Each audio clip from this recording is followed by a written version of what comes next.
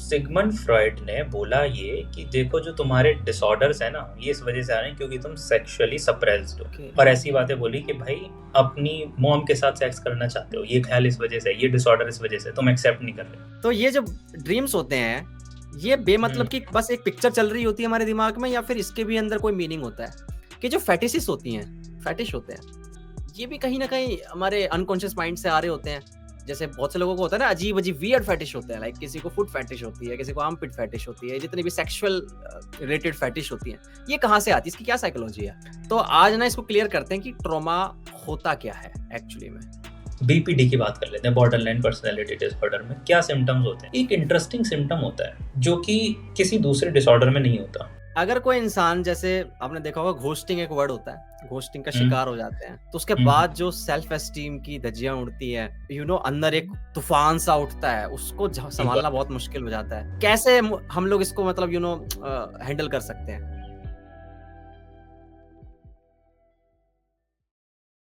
या इतना कुछ होने की जरूरत नहीं है, मैं तो बहुत ही चिल पॉडकास्ट होते हैं मेरे, एकदम ऐसा लगना ही नहीं चाहिए कि हम लोग कुछ कर रहे हैं, इतना कुछ सोचना ही नहीं है, बिल्कुल कुछ नहीं सोचना। और बताओ कैसे हो?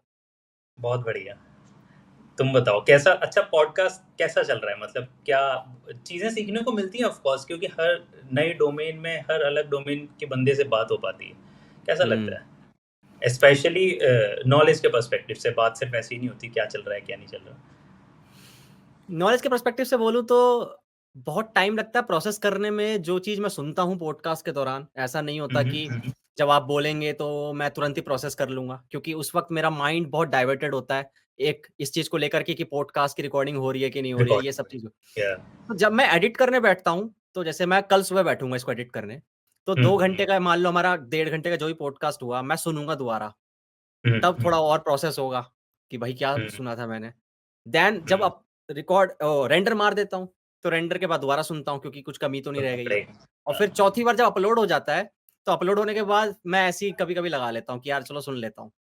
तब सोच के देखो मैं 4 बार सुन लेता हूँ, तो 4 बार सुनने के बाद ना तब प्रोसेस हो जाता है कि हाँ यार, मैंने कुछ सीखा है। और फिर मैं उसको क्या करता हूँ, रिवीजन करने के लिए दूसरे दोस्तों को पकड़ता हूँ ज़बरदस्ती, बैठाता उन्हें हूँ। मैं बता। कहता हूँ मैं रोल्स ऑर्डर कर दूँगा, बर्गर ऑर्डर कर दूँगा, खा बैठ, और मैं उनको शेयर करता हूँ। उनको हाँ, सुनना पड़ता है। तो ये तब बहुत है ना अच्छा मेरे को। तरीका। हुँ। मैं लोगों को बताता हूँ कि अगर जैसे लोग पूछते हैं कि अब ये बुक्स पढ़ ली तो भाई तुम्हें याद कैसे रहता है, याद नहीं करना। अगर तुम याद करने के चक्कर में फंस गए ना, तो तुम वही सेकंड थर्ड ग्रेड वाली हरकत कर रहे हो, चीज़ों को एज इट इज़ याद रखोगे तो लर्निंग हुई है। लर्निंग का मतलब होता है permanent change in behaviour. Learning को मेमोराइज से कम कंफ्यूज मत करो, ये मेमोराइज करना होगा, तुमने मेमोराइज कर ली चीज़ें। लर्निंग होता है कि क्या इस बुक पढ़ने के बाद मेरे बिहेवियर में चेंज आया, और बिहेवियर में चेंज आता है एसेंस से। बुक का एसेंस पता है मुझे बुक पढ़ने के बाद पता है कि एसेंशियली क्या बात चल रही है, 2-4 टेक अवे पता है और मैं उन्हें अपनी लाइफ में अप्लाई कर रहा हूँ, मोर देन इनफ। लोगों को लगता है पूरी बुक पता होनी चाहिए। तो जब एक बुक को पढ़ लो, लोगों को बताओ उसके बारे में, अपने तक मत रखो, गेट कीपिंग मत करो कोई नॉलेज की कि भाई मेरे पास एक नॉलेज है और मैं किसी को नहीं बताऊंगा इस बारे में। नहीं, तुम बताओगे ना, तुम उससे ज़्यादा लंबे समय तक याद रखोगे। ये बहुत अच्छा तरीका है जो तुमने बताया कि मैं बाकी लोगों से नॉलेज शेयर करता हूँ, बहुत अच्छा तरीका है। और दूसरा ये होता है कि जब मेरे अंदर भूख उठती है ना किसी चीज़ को जानने की, अभी जैसे मेरे अंदर भूख उठी है, अभी आपको दिखेगा वो मेरे सवालों से। तो होता ये है कि अब वो मैं जल्दी अब्ज़ॉर्ब कर लेता हूँ, क्योंकि वो ना मतलब खाली जगह बन गई है वहाँ पे मेरे दिमाग में, कि अब यहाँ पे बस कुछ भरना है मेरे को, कि मैं ना परेशान रहता हूँ रात में सोते वक़्त, कि यार हाँ, नहीं यार ये कैसे हो सकता है? ये इसके बारे में मुझे हाँ, जानना है। ठीक है? हाँ, और वो जल्दी अब्ज़ॉर्ब कर लेता हूँ फिर मैं। उसके बाद मुझे नहीं हाँ, लगता वो कभी मैं भूल सकता हूँ मैं, कभी नहीं भूल सकता। अच्छी बात है, अच्छी वो हो बात है जाता ये। है और फिर वो दोस्तों के साथ शेयर करने पे ऐसा लगता है कि यार मुझे कुछ पता है। कुछ ऐसा लगता है कुछ, जब हाँ लोग यार। कुछ सीखने जाते हैं, कुछ भी नॉलेज गेन करने जाते हैं, मुझे बहुत अच्छा लगता है जब उनका कॉज़ क्यूरियोसिटी हो। इंस्टेड के इस नॉलेज को मिलने के बाद कुछ हो जाएगा मेरे साथ, या मैं पैसे कमाने लगूँगा, या मुझे वैलिडेशन मिल जाएगी, या जॉब मिल जाएगी। क्यूरियोसिटी बहुत अच्छा रीज़न है किसी भी चीज़ को परस्यू करने का। In fact when it's come to psychology, मैं एक जगह इंटर्नशिप कर रहा था, उन्होंने मेरे से पूछा कि भाई क्यों कर रहे हो? मैंने बोला कि ma'am I was just curious, और मैं ये पढ़ रहा हूँ क्योंकि मुझे जानना है। मैं थेरेपी दूँगा, आगे चल के ट्रीट करूँगा, वो तो बाय प्रोडक्ट है। तो कहती हैं ये ना इंटरव्यू एप्रोप्रिएट आंसर नहीं है। मैंने कहा ठीक है, बट अब ये है तो है, क्या कर सकते हैं। तो ये तो लोग समझ नहीं पाते, क्यूरियोसिटी बहुत वैल्यूएबल चीज़ है। वो तुम्हें प्रोसेस में मजे दिलाती है, वो तुम एंड के साथ फैसिनेटेड नहीं रहते कि अब इसके बाद क्या होगा, तुम प्रोसेस में मजे लेते हो पूरे कि हाँ भाई सीखने को मिल रहा है, ये है। जब आपका मैसेज आया था ना वो वाला वॉइस मैसेज, और आपने हाँ बोला हाँ था कि ये व्यूज ओरिएंटेड नहीं है, तो हाँ। तब मेरे दिमाग में आया कि यार ये बात आपने सही बोली, पर व्यूज ओरिएंटेड क्यों नहीं है? इसका एक रीजन ये है कि जो मैं बातें हम्म करता हूँ पॉडकास्ट में, हम्म। पता नहीं यार, मुझे ऐसी बड़ाई नहीं करनी चाहिए, पर मुझे लगता है इंडिया में हिंदी में कोई बातें कर रहा है उन टॉपिक्स पे जिस पे हम इस चैनल पे मैं करता हूँ। मतलब बात आप देखते हो, अगर पॉडकास्ट का स्तर आपने देखा होगा कैसा हो गया है। तो अब होता क्या है, कोई क्लाइमेट चेंज पे बात नहीं कर रहा। क्लाइमेट चेंज पे हमने नहीं बात कर। कर रखी है। क्वांटम मैकेनिक्स पे मेरा आने वाला है next week podcast. Quantum mechanics पे किसी ने बात नहीं कर रखी है। क्वांटम मैकेनिक्स पे है ही नहीं यूट्यूब पे, बहुत हिंदी में पॉडकास्ट। मेंटल हेल्थ के ऊपर कोई बात नहीं कर रहा। अभी मैंने संदीप आत्रे सर के साथ ओसीडी, नार्सिसिज्म, इसके ऊपर बात करी है, जिसके ऊपर कोई बात नहीं करता। उनको समझ में तो आना चाहिए यार, लूजली यूज कर लेते हो आप ऐसे वर्ड्स एग्जैक्टली को। एग्जैक्टली। तो तो जो तो ये प्रोसेस वाली बात बोली ना आपने, 1 मिनट। हाँ तो ये हाँ प्रोसेस वाली बात है ना, यही हो रहा है मेरे साथ। मुझे व्यूज़ जो नंबर आते हैं वो कभी नहीं दिखते कि यार इसमें व्यूज़ कम है। मैं देखता हूँ अगर मेरे वीडियो पे एवरेज के अगर 500 व्यूज़ आ रहे हैं पर हम्म वीडियो पे हम्म भी, तो हम्म, 500 लोगों ने देखी, 500 लोगों की ने, मतलब उनमें से कुछ लोगों ने कमेंट किया कि यार बहुत अच्छा काम कर रहे हो आप। कुछ लोग या सुपर थैंक्स दे देते हैं, पता है? जब वो लोग सुपर या थैंक्स देते हैं ना, तो ऐसा लगता है कि यार उस इंसान के दिल में ऐसी कौन-सी इमोशंस जगे होंगे इसको देखने के बाद कि वो उस बटन पे क्लिक करता है और उस प्रोसेस पे जाता है। वो प्रोसेस होता है एक सुपर थैंक्स देने का, वो थोड़ा-सा ना एग्जैक्टली। लेंथी होता है। उस पे या जाता है अपना, फिर ईमेल-वीमेल, मतलब सोच के हम्म। देखो क्या इमोशंस निकाल, मतलब मतलब वो उसके। बियॉन्ड लाइक है, सिर्फ लाइक कर देने से वो बहुत ज्यादा का आगे का काम है। इसका मतलब हुँ, कुछ चेंज करा तुमने, एटलीस्ट कुछ पर्पस सर्व कर दिया, अच्छी बात है ये। हुँ। So yes. कुछ कह रहे थे आप, उस वक़्त मैंने काट दिया था। कुछ कह रहे थे ना उस वक़्त आप, जब मैंने बोला था कि भूल गए? हाँ, तो मैं ये कह रहा था कि लोग ना पॉडकास्ट बना रहे हैं मास ओरिएंटेड। लोगों को क्या चाहिए भाई, लोगों को नहीं पता, पता है उन्हें क्या चाहिए। लोगों को वही चाहिए जो उन्हें सेटिस्फाई कर रहा है, वो कुछ भी हो सकता है। वो कुछ भी हो सकता है, वो वही हो सकता है जो उनके एग्जिस्टिंग बिलीव्स को रीएनफोर्स कर दे, क्योंकि वो हुँ, कंफर्टेबल चीज़ है भाई देखने में। मैं नई हुँ, चीज़ मुझे चैलेंज करेगी, मेरी एग्जिस्टिंग परसेप्शंस को चैलेंज करेगी, मुझे डिस्कम्फर्ट स्टेट में लेकर आएगी, क्यों देखूंगा? मैं देखूंगा जो ऑलरेडी मैं जानता हूँ और मुझे उसी में एक्सटेंशन दे दो कि हाँ भाई देखो तुम ये ऑलरेडी जानते हो, अब आओ तुम्हें एक बहुत बढ़िया बात बताऊँ उससे रिलेटेड। लेकिन प्रेमिस तो वही है ना, फिर उसको तो चेंज नहीं करा ना, तो वो है मास अपीलिंग कंटेंट, और वो ज़्यादा कुछ खास है नहीं है पॉडकास्ट की हुँ, डोमेन में भी। तो ये है अच्छी बात है कि ये ऐसे टॉपिक्स लेकर आना जो मेन स्ट्रीम में अभी डिस्कस नहीं हो रहे। हुँ। वो भी हिंदी के अंदर, इंग्लिश में तो मैंने देखा वो कि भी है, पर हिंदी हाँ, ऑडियंस को कुछ देना हिंदी ज़रूरी और है। इंडियन ओरिएंटेड ऑडियंस बहुत अलग होती है। इनफैक्ट साइकोलॉजी में भी इंडियन कल्चर का इम्पैक्ट हुँ, अलग होता है, और यूजुअली जो साइकोलॉजी मेन स्ट्रीम में पढ़ाई जाती है वो टू यूरोपियन टू वेस्टर्नाइज्ड है। हुँ, जैसे कि एक लड़का अपनी मम्मी से डेली बात करता है, तो हो सकता है कि उसकी वाइफ परेशान आ जाए इस बात से, बट वो वेस्टर्न सोसाइटी का फंडा है, वहाँ पे नहीं कर सकते। यहाँ पे तो कलेक्टिव सोसाइटी है, यहाँ पे बात करना वो नॉर्मल है। लेकिन अब मैं बोलूँ कि नहीं ऑब्सेशन है, नहीं ऑब्सेशन नहीं काउंट होगा, ये उसके केस में हो सकता है वो मामस बॉय हो जाए, हमारे केस में वो बहुत नॉर्मल बात है, घर पे बात कर रहा है इंसान हुँ, डेली। तो अब हम इसको पैथोलॉजाइज नहीं कर सकते, हम इसको इस परसेप्शन से नहीं देख सकते। तो अगर हम साइकोलॉजी में भी देखते हैं ना, पर्सनैलिटी भी देखते हैं, we have to make sure कि हम कल्चरल कॉन्टेक्स्ट लगा रहे हैं या नहीं लगा रहे। हम देख रहे हैं इसकी अपब्रिंगिंग किस कल्चर में हुई है, ये बहुत इंपॉर्टेंट है। और हुँ, इसीलिए मैंने क्या करा कि मैंने सिर्फ साइकोलॉजी पढ़ना नहीं शुरू करा, मैंने फिर सब कुछ पढ़ने की सोची कि हाँ ठीक है, थोड़ी थोड़ी सोशियोलॉजी भी पढ़ो, थोड़ी थोड़ी फिलोसॉफी भी पढ़ो, थोड़ा थोड़ा रिलीजन भी पढ़ो, क्योंकि लोग आते हैं भाई वो अपने बिलीव्स के साथ आते हैं। उनके बिहेवियर बहुत हद तक बिलीफ से कह लो कि मैनिपुलेट हो रखे होते हैं, बिलीफ से इन्फ्लुएंस्ड होते हैं। कई बार कोई सेक्सुअली सप्रेस्ड है, क्यों? क्योंकि उसका रिलीजन ये कहता है होने के लिए। तो अगर उसको सेक्सुअल एक्सप्रेशन एक सिन लगता है, गिल्टी फील होता है। अब यहाँ पे सिर्फ गिल्ट इस वजह से नहीं आ रहा क्योंकि ये सिन है, ये इसके रिलीजियस बिलीव्स हैं जो कि इसको ये फील करवा रहे हैं। अब किसी ने रिलीजन पढ़ा ही नहीं, उसको एंटरटेन ही नहीं करना आता कि भाई अगर कोई इंसान ये बात बोल दे तो मैं घबरा ना जाऊँ, तो ज़रूरी है लोगों का कि रिलीजन भी पढ़ो, फिलोसफी भी पढ़ो, देखो कि अलग अलग परसेप्शन, अलग अलग थॉट्स, बिलीव्स कैसे होते हैं। तो ये है। हुँ। तो सवालों का सिलसिला शुरू करूँ? कंफर्टेबल हो गए? हाँ हाँ, अरे मैं आज शुरू मैं से ऐसा लग रहा है जैसे कि मैं थेरेपी दे रहा हूँ आपको। कंफर्टेबल हो गए आप? हाँ, तो ना सबसे पहले तो मुझे ना ये जानना है, ये मैंने ना गूगल सर्च भी नहीं किया जानबूझ के, क्योंकि मुझे ना अच्छा लगता है सुनना किसी इंसान से, नहीं तो मैं सिंपल गूगल सर्च कर सकता हूँ। ये या साइको एनालिसिस और साइकोथेरेपी क्या चीज़ होती है? ओके, तो साइकोथेरेपी 2 तरीके से समझी जा सकती है। पहला, एक नॉर्मल हर थेरेपी को कहना, therapy related to psychology, psychotherapy. अब वो चाहे सीबीटी हो, डीबीटी हो, चाहे वो एक्जिस्टेंशियल साइकोलॉजी हो, चाहे वो साइको एनालिसिस हो, इन सबको हम साइकोथेरेपी भी कह सकते हैं। लेकिन एक और तरीका है साइकोथेरेपी को कहने का, वो है psychotherapy which is not psycho analysis, यानी कि डीबीटी, सीबीटी और other way of treating other therapeutic approaches, but not psycho analysis. तो एक तो अम्ब्रेला टर्म है, एक टर्म है जो डिफरेंशिएशन लेकर आता है। वो क्या है? साइको एनालिसिस का जो काम होता है, उनका तरीका थोड़ा सा अलग होता है डील करने का। फॉर एन एग्जांपल, कि हो सकता है तुम लेकर आओ, यार मुझे ना बहुत गुस्सा आता है, जरा जरा सी बात पे मैं आउटबर्स्ट बहुत ज़्यादा है, तो मैं बताऊंगा ठीक है आप एक काम करो डीबीटी में, कि मैं एक ये डायलॉग में लेकर आऊँगा आपको। डीबीटी क्या होता है ये? तो बिहेवियरल थेरेपी में आती हैं ये चीज़ें, सीबीटी, डीबीटी, ठीक है, cognitive behavioural therapy, dialect behavioural therapy. अब यहाँ पे क्या चल रहा है कि मैं देखूंगा कि आपका गुस्सा किस चीज़ से इन्फ्लुएंस हो रहा है, करंट सिनेरियो में क्या चीज़ें हैं, आपका परसेप्शन टूवर्ड्स दैट थिंग क्या है।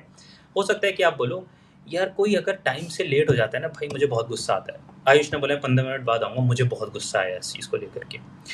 इसका मतलब मैं बोलूँगा कि ठीक है भाई, एक काम करो, अपना ना परसेप्शन रवि चेंज करो टूवर्ड्स दिस, थोड़े फ्लेक्सिबल बनो, ठीक है, माइंडफुलनेस प्रैक्टिस करो। लेकिन साइको एनालिसिस क्या करती है कि क्या रीज़न है कि तुम्हें ही गुस्सा आता है, बाकी लोगों को नहीं आता। इसका मतलब कुछ तुम्हारे अंदर अलग है जो बाकी लोगों में नहीं है। वो क्या है? चलो उसके लिए चाइल्डहुड में जाएं कि तुम्हारे साथ क्या क्या सीरीज ऑफ इवेंट्स हुए, और ओके। समझते हैं कहीं ऐसा तो नहीं कि बचपन में यार तुम्हारे डैड तुम्हें बहुत ह्यूमिलिएट करते थे, कहीं ऐसा तो नहीं बचपन में तुम्हें टाइम से ना आने पे बहुत डांट पड़ती थी। अब मैं क्या कर रहा हूँ, अब मैं देख रहा हूँ कि रूट कॉज ऑफ बिहेवियर क्या है।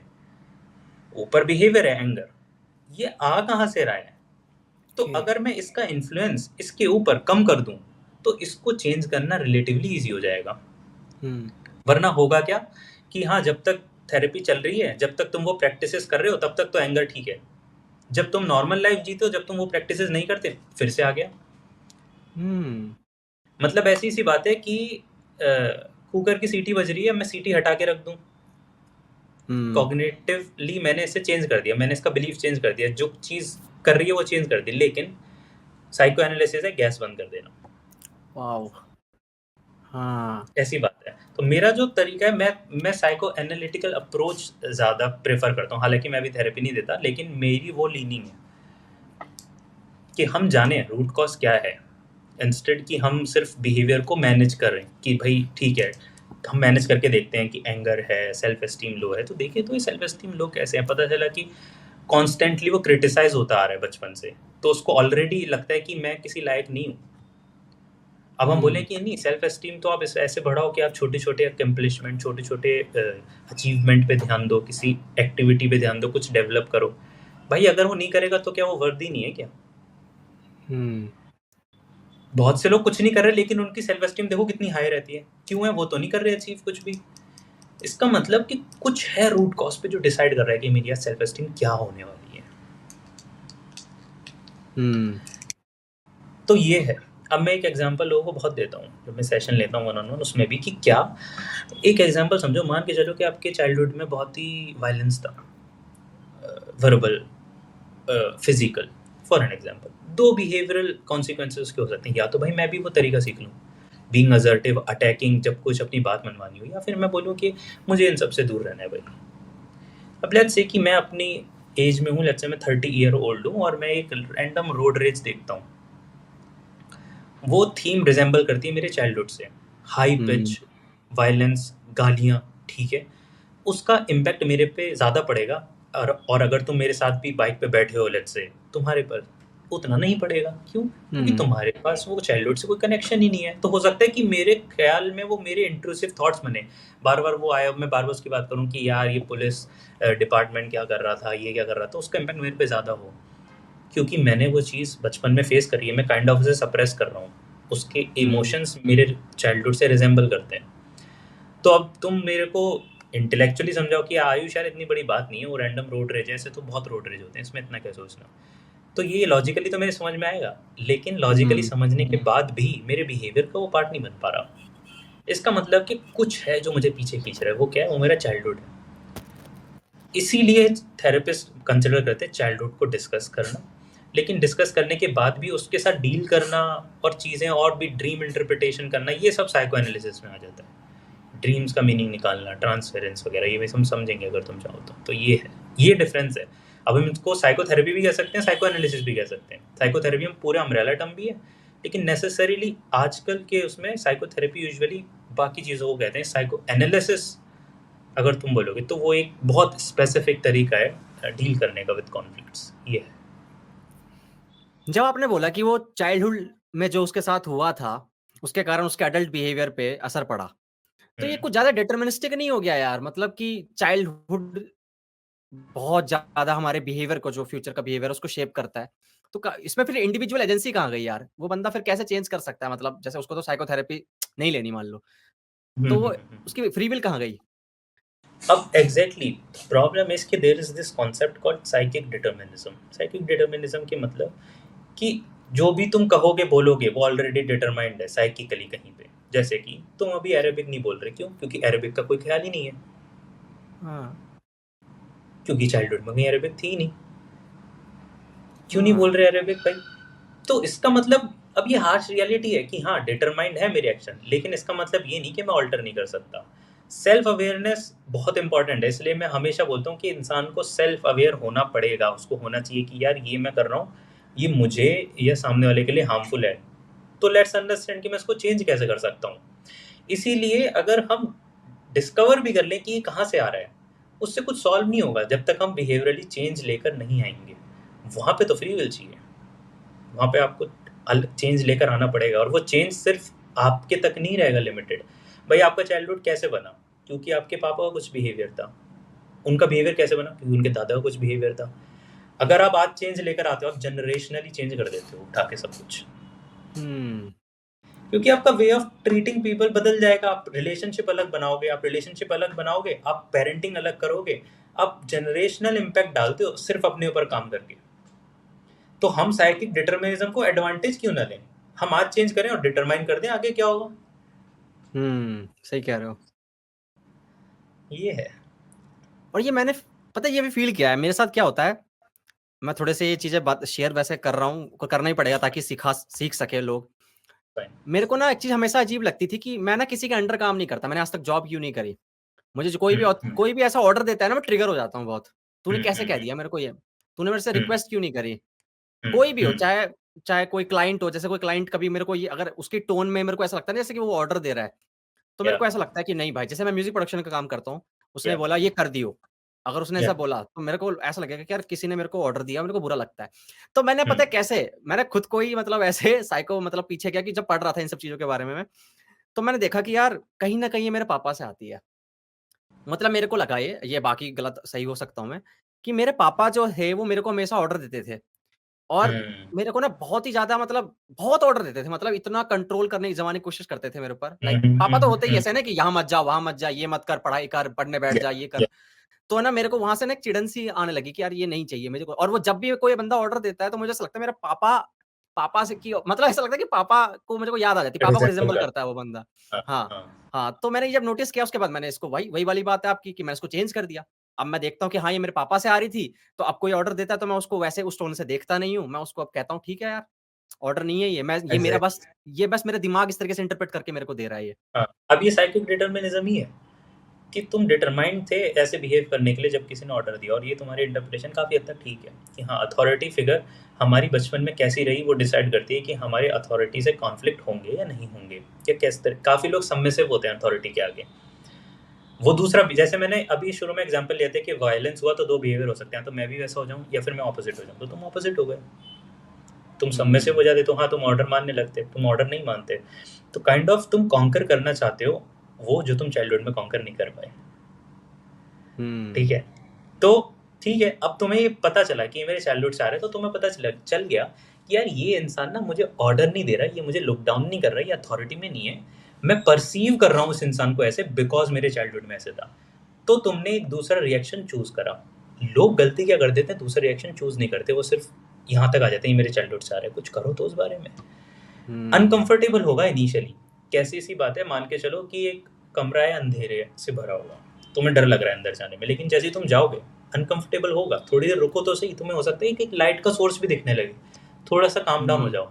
तो इनिशियली जब तुम एक नया बिहेवियर लेकर आते हो, तुम्हारे लिए ईजी नहीं होता, लेकिन जब तुम समझते हो कि ये मैं बिहेवियर क्यों कर रहा हूँ, अपने आप को रीजनेबल आंसर्स देते हो, समझाते हो कि भाई ये बिहेवियर मेरे रूट कॉज से आ रहा था, इम्पल्सिव होने की जगह थोड़े से रिस्पॉन्सिव होते हो, तो धीमे धीमे धीमे धीमे अच्छे कॉन्सिक्वेंसेज आने लगते हैं लाइफ में, और हाँ तुम्हें समझ में आने लगता है कि ठीक है भाई ये चीज़ है। तो ये है।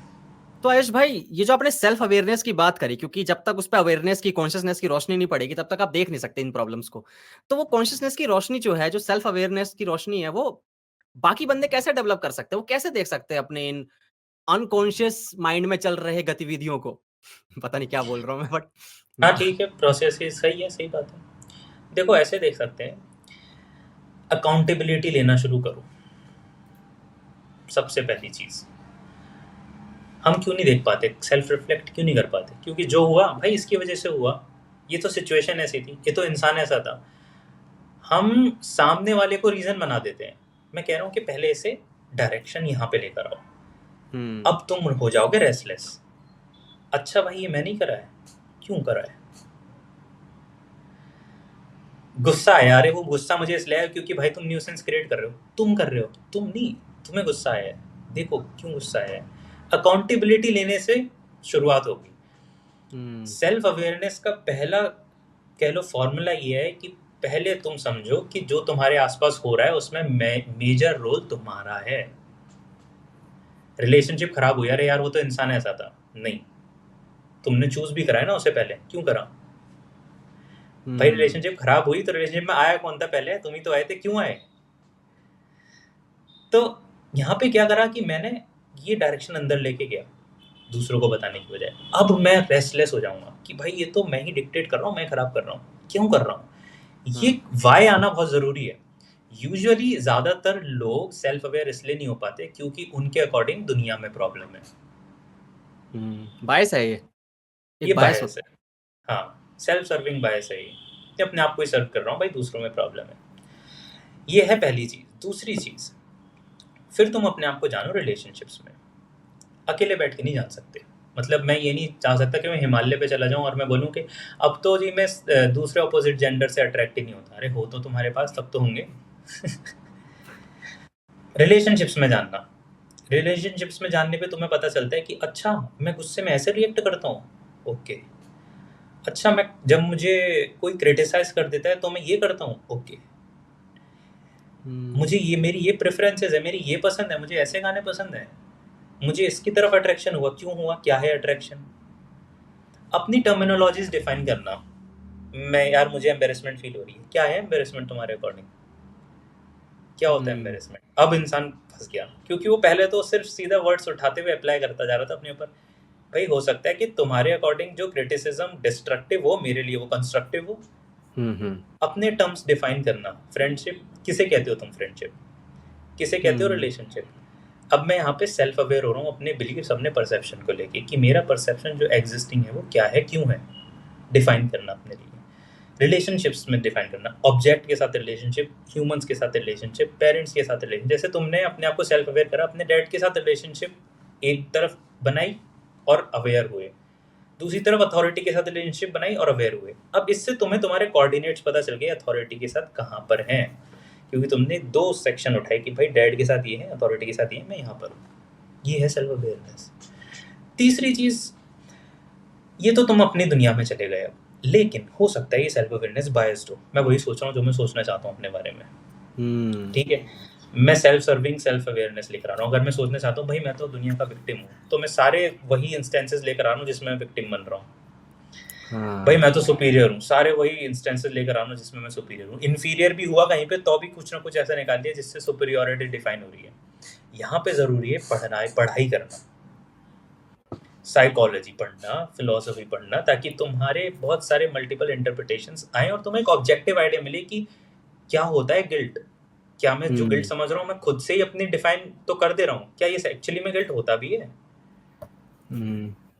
तो मैंने एक ऑब्जेक्टिव चीज़ उठाई, ऑब्जेक्टिव बुक्स नॉलेज उठाई और मैंने अपने आप को एजुकेट करा कि मेरी जो सेल्फ अवेयरनेस है, अब मैं देखूंगा कि कितनी ज़्यादा कॉन्ग्रुएंसी में है रियलिटी के, ऑब्जेक्टिविटी में क्या है इसका मतलब, ठीक है देखते हैं, यहाँ पे एजुकेशन। तो इस तरीके से कुछ हम सेल्फ अवेयर हो सकते हैं। अकाउंटेबिलिटी लेकर आना पहली चीज़, दूसरी चीज़ अपने आप को रिलेशनशिप्स में जानना, तीसरी चीज़ अपने आप को एजुकेट करना। यूजुअली लोग अकाउंटेबिलिटी तक ही नहीं पहुंच पाते, वो ज़्यादातर तो बोलते रहते हैं इसकी वजह से, इसकी वजह से, इसकी वजह से। अकाउंटेबिलिटी ले लेते हैं तो विक्टिम मोड में चले जाते हैं, यार मैं ही हूँ विक्टिम, भाई मेरे साथ ये हो रहा है, मैंने ख़राब करा है, मैं ये वो। यहाँ से भी सेल्फ एस्टीम बहुत बूस्ट होती है इंसान की। किसको लग सकता है कि सारी मेरी गलती है, जब तक उसको ये ना लगे कि सब मैं ठीक कर सकता हूँ। तुम्हें क्यों लगता है तुम इतने पावरफुल हो कि तुम सब चीज़ डील कर सकते हो? ये भी एक सेल्फ एस्टीम है कि सारी मेरी गलती है। तुम्हें लग रहा है ये विक्टिम कर रहा है, लेकिन ये सेल्फ एस्टीम बूस्ट कर रहा है मुझे। तुम उसे बताओ भाई तुम इतने पावरफुल नहीं हो कि सब तुम्हारी गलती हो। तो ये विक्टिमहुड में ना जाना, अकाउंटेबिलिटी लेना। दूसरा अपने आप को ऑब्जेक्ट्स में जानना, पसंद नापसंद टर्मिनोलॉजीज डिफाइन करना। तीसरा एजुकेट करना। ये है।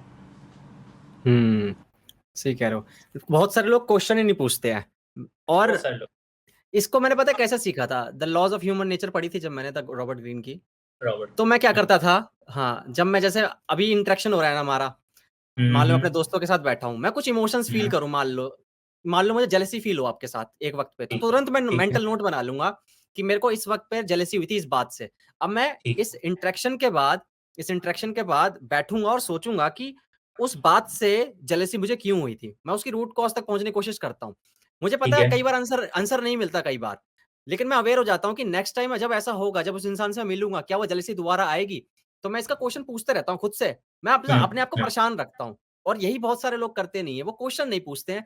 क्वेश्चन नहीं पूछते। क्वेश्चन, हाँ, अगर उसको क्वेश्चन पूछे और एनालाइज करे उस इमोशन को ना, तो बहुत सारे निकल सकते हैं। मैं मान सकता हूँ कि यार हर कोई बंदा साइकोलॉजी में नहीं होता भाई इतना स्मार्ट, लेकिन तब भी क्वेश्चन पूछना बहुत इंपॉर्टेंट है, आपने सही कहा। एटलीस्ट अनएनालाइज्ड नहीं छोड़ते तुम, ऐसा नहीं छोड़ते कि देखा ही नहीं भाई, मैंने तो सेल्फ रिफ्लेक्ट करा ही नहीं। ये है। और निकल आते हैं इसके यार, और फिर उस इंसान के साथ मेरे रिलेशन बहुत अच्छे हो जाते हैं यार। मैं मजाक नहीं कर रहा, वो इतना खूबसूरत लगता है मेरे को कि यार उस इंसान में प्रॉब्लम थी नहीं भाई, वो तो मेरे अंदर मतलब वो जो इमोशन था वो परेशानी दे रहा था मुझे, मैं उसको परसीव वैसे कर रहा था। यूजुअली लोग, जैसे अब जेलेसी की बात कर लें, अब जेलेसी एक अनकंफर्टेबल इमोशन है, तो ये लोग क्या करेंगे, अपने इस जेलेसी को सप्रेस करेंगे। नहीं मैं जेलस कहाँ हो रहा हूँ, अरे मैं तो ये वो दुनिया भर की बातें करने लगेंगे, एस्केप करने लगेंगे। एक्सेप्ट करो पहले तो कि मैं जेलस हो रहा हूँ, ठीक है, जानो उस चीज़ को, तब तुम्हें पता चलेगा कि हाँ, जैसे तुमने बोला कि it has to do with me then the other person, ठीक है। अब यहाँ पे क्या है कि जैसे तुमने बोला कि रिलेशंस अच्छे हो जाते हैं, लेकिन इसका ऑपोजिट होता है बाकी लोगों के साथ। अब वो उसे सप्रेस कर रहे हैं, वो मैं मान नहीं रही कि जेलसी है, तो अब वो दोबारा इंटरेक्ट करेंगे तो हो सकता है कि वो लेट्स से कि ऐसे जोक्स बनाए जो कि उस इंसान को नीचा दिखा रहे हैं, और उनको पता नहीं चल रहा है ये जोक्स जेलसी से आ रहे हैं। यही है साइकिक डिटर्मिनिज्म, कि आज का जोक डिटरमाइंड था क्योंकि पिछले दिन मुझे जेलसी हुई थी भाई तेरे से। क्या बात है। हाँ, लेकिन अगर मैंने डील कर लिया इसको, मैंने समझ लिया, कॉन्शियस हो गया मैं उस चीज को लेकर के, तो मैं अपनी लाइफ बहुत हद तक चेंज कर सकता हूँ, इंटरेक्शन रिलेशनशिप्स बहुत हद तक चेंज कर सकता हूँ। यार एक सुपर पावर है, पता है यार, आप जो काम कर रहे हो ना, और ये चीज अगर पता चल जाए तो ये 800 मेरे बता, ये मैं कहता भी अपने पॉडकास्ट में, यार हम अपनी हर चीज को पढ़ते हैं, ये कैसे बना, सेल्स कैसे बने, डीएनए कैसे बने, यहाँ तक कि सुपर मैसिव ब्लैक होल्स तक को स्टडी करने पहुंच गए, लेकिन जिनके साथ हम प्लैनेट शेयर कर रहे हैं यार, उनको नहीं समझ पा रहे हैं, उनके साथ रिलेशनशिप कैसे हमारे बनते हैं, हमारे दिमाग में क्या क्या होता है जब उनके साथ इंटरेक्ट कर रहे होते हैं, उसको नहीं पढ़ रहे होते हैं।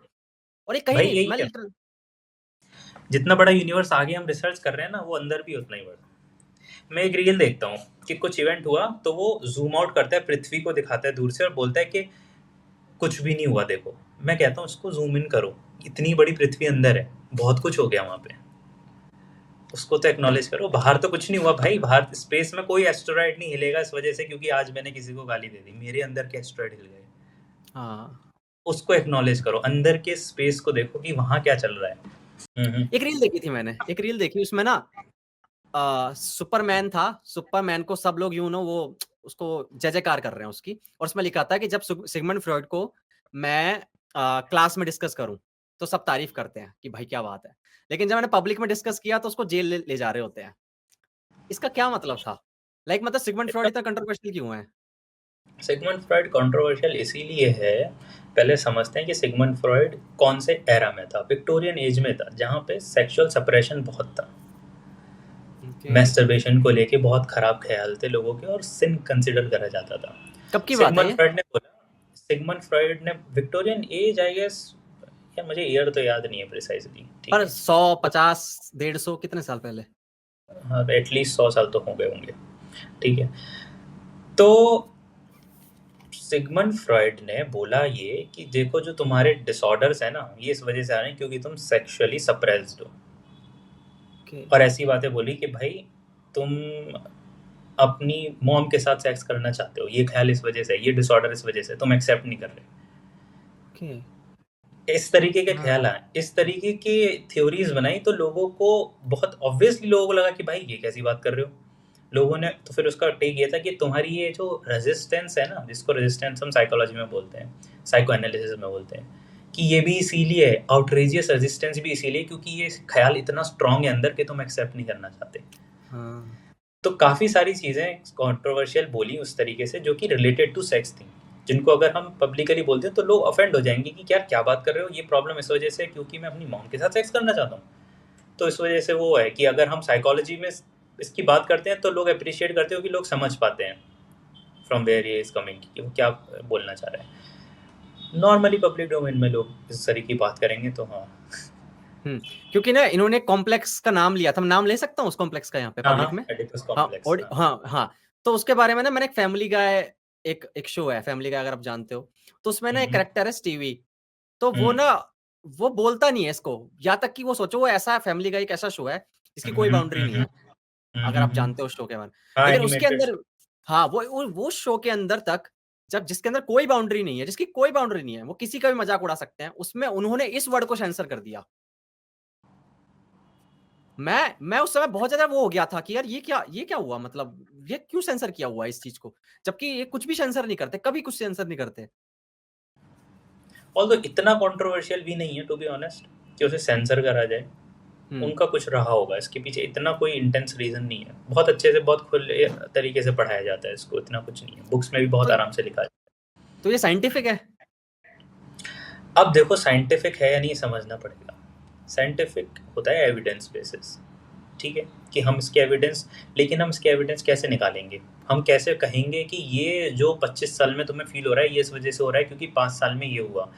तो इस पर आर्ग्यूमेंट ये आ जाता है कि भाई 5 साल से 25 साल में तो बहुत सारी चीज़ें हुई हैं, उनका इन्फ्लुएंस की वजह से भी तो हो सकता है। तो हम एविडेंसेस कलेक्ट नहीं कर पाते, लेकिन ये चीज़ को हम गलत भी नहीं प्रूव कर पाते क्योंकि हाँ दिखती हैं बहुत सारी चीज़ें होते हुए, तो हम एविडेंसेस भी नहीं दे पाते और गलत भी नहीं प्रूव कर पाते, इसलिए ये थ्योरीज आज भी प्रेवलेंट हैं। बस ये है। तो सिगमंड फ्रॉइड जो थे वो फादर थे ना, फाउंडर थे ना इसके साइको एनालिसिस के? साइको एनालिसिस के फाउंडर थे, हाँ। तो उनकी थ्योरी जितनी भी आई है वो तो एक्सेप्टेबल होगी, मतलब आपके उसमें एक्सेप्टेबल, हाँ देखो कुछ लेवल तक एक्सेप्टेबल है, कुछ लेवल तक नहीं है, कुछ लेवल पे हाँ वाकई में प्रॉब्लमेटिक चीज़ें बोली जो एक्चुअली में एग्जिस्ट नहीं करती, जो एक्चुअली में नहीं होती। कुछ चीज़ें हैं जो कि बहुत बहुत बेहतरीन बोली हैं, जैसे मेटा साइकोलॉजी में जो फ्रॉइड का काम है बहुत सुपर फाइन है। मेटा साइकोलॉजी मतलब तुम मेरा नाम भूल गए, क्यों भूले, क्या रीज़न रहा होगा भूलने के पीछे, तुमने कोई चीज़ गलत लिख दी, क्यों लिखी, कोई टंग स्लिप हो गई, क्यों हुई, छोटे छोटे एरर्स के पीछे भी कोई रीज़न है, जोक्स, यही जोक क्यों मारा, मतलब कि साइकोलॉजी के पीछे की साइकोलॉजी। जैसे कि तुम्हें डर लगता है मान के चलो डॉग से, लेकिन तुम इस चीज़ को एक्सेप्ट नहीं करना चाहते क्योंकि मान के चलो तुम्हारे मैनहुड को ये जेपरेडाइज करती है, क्वेश्चन करती है कि भाई क्या तेरे को डॉग से डर लगता है, ठीक है, कि तुम्हें ऐसे रेस करा गया कि एक मर्द को किसी चीज़ से डर नहीं लगता, इस टाइप से। तुम्हारे एक दोस्त ने तुम्हें एक डिनर पे इनवाइट करा, उसके यहाँ डॉग है, तुम्हारा मैनहुड ये एक्सेप्ट नहीं कर सकता ये कि भाई मेरे को डॉग से डर लगता है, ठीक है। तुम बोलोगे यार मेरा ना पता नहीं क्यों मन नहीं कर रहा जाने का, अननोइंगली बोलोगे, सच में मन नहीं करेगा, ऐसा नहीं है कि तुम नोइंगली ये चीज़ कर, बहाना बना रहे हो, तुम एक्चुअली में मन नहीं करेगा, लेकिन यार ये मेरा मन नहीं कर रहा पता नहीं क्यों, ठीक है। अच्छा, ये है साइकोलॉजी। ये मन इस वजह से नहीं करता क्योंकि भाई तुम डॉग से डरते हो। साइकोलॉजी ऑफ साइकोलॉजी क्या है, डॉग से क्यों डरते हो, क्या हुआ ऐसा, डॉग से ही क्यों डरते हो, किसी और से क्यों नहीं डरते। ये है अब एक लेयर और डीप में गया मैं। अब मैं जाऊंगा कि अच्छा डॉग से इस वजह से नहीं डरते क्योंकि तुम्हारे चाइल्डहुड में XYZ कोई इवेंट हुआ था जहाँ पे तुम्हारे डैड ने तुम्हें डांटा था और ह्यूमिलिएट करा था क्योंकि तुम्हें कुत्ते से डर गए थे। अच्छा तुम ह्यूमिलिएशन से बचना चाह रहे हो। तो ये है इनसाइट गेनिंग, कि इनसाइट गेन हो उस इंसान को अपने पास्ट इंसिडेंट से, उसे रियलाइज हो कि अच्छा ये मैं डॉग से इसलिए नहीं रहता और इस वजह से मैं ये नहीं करता। जैसे कि कोई इंसान आता है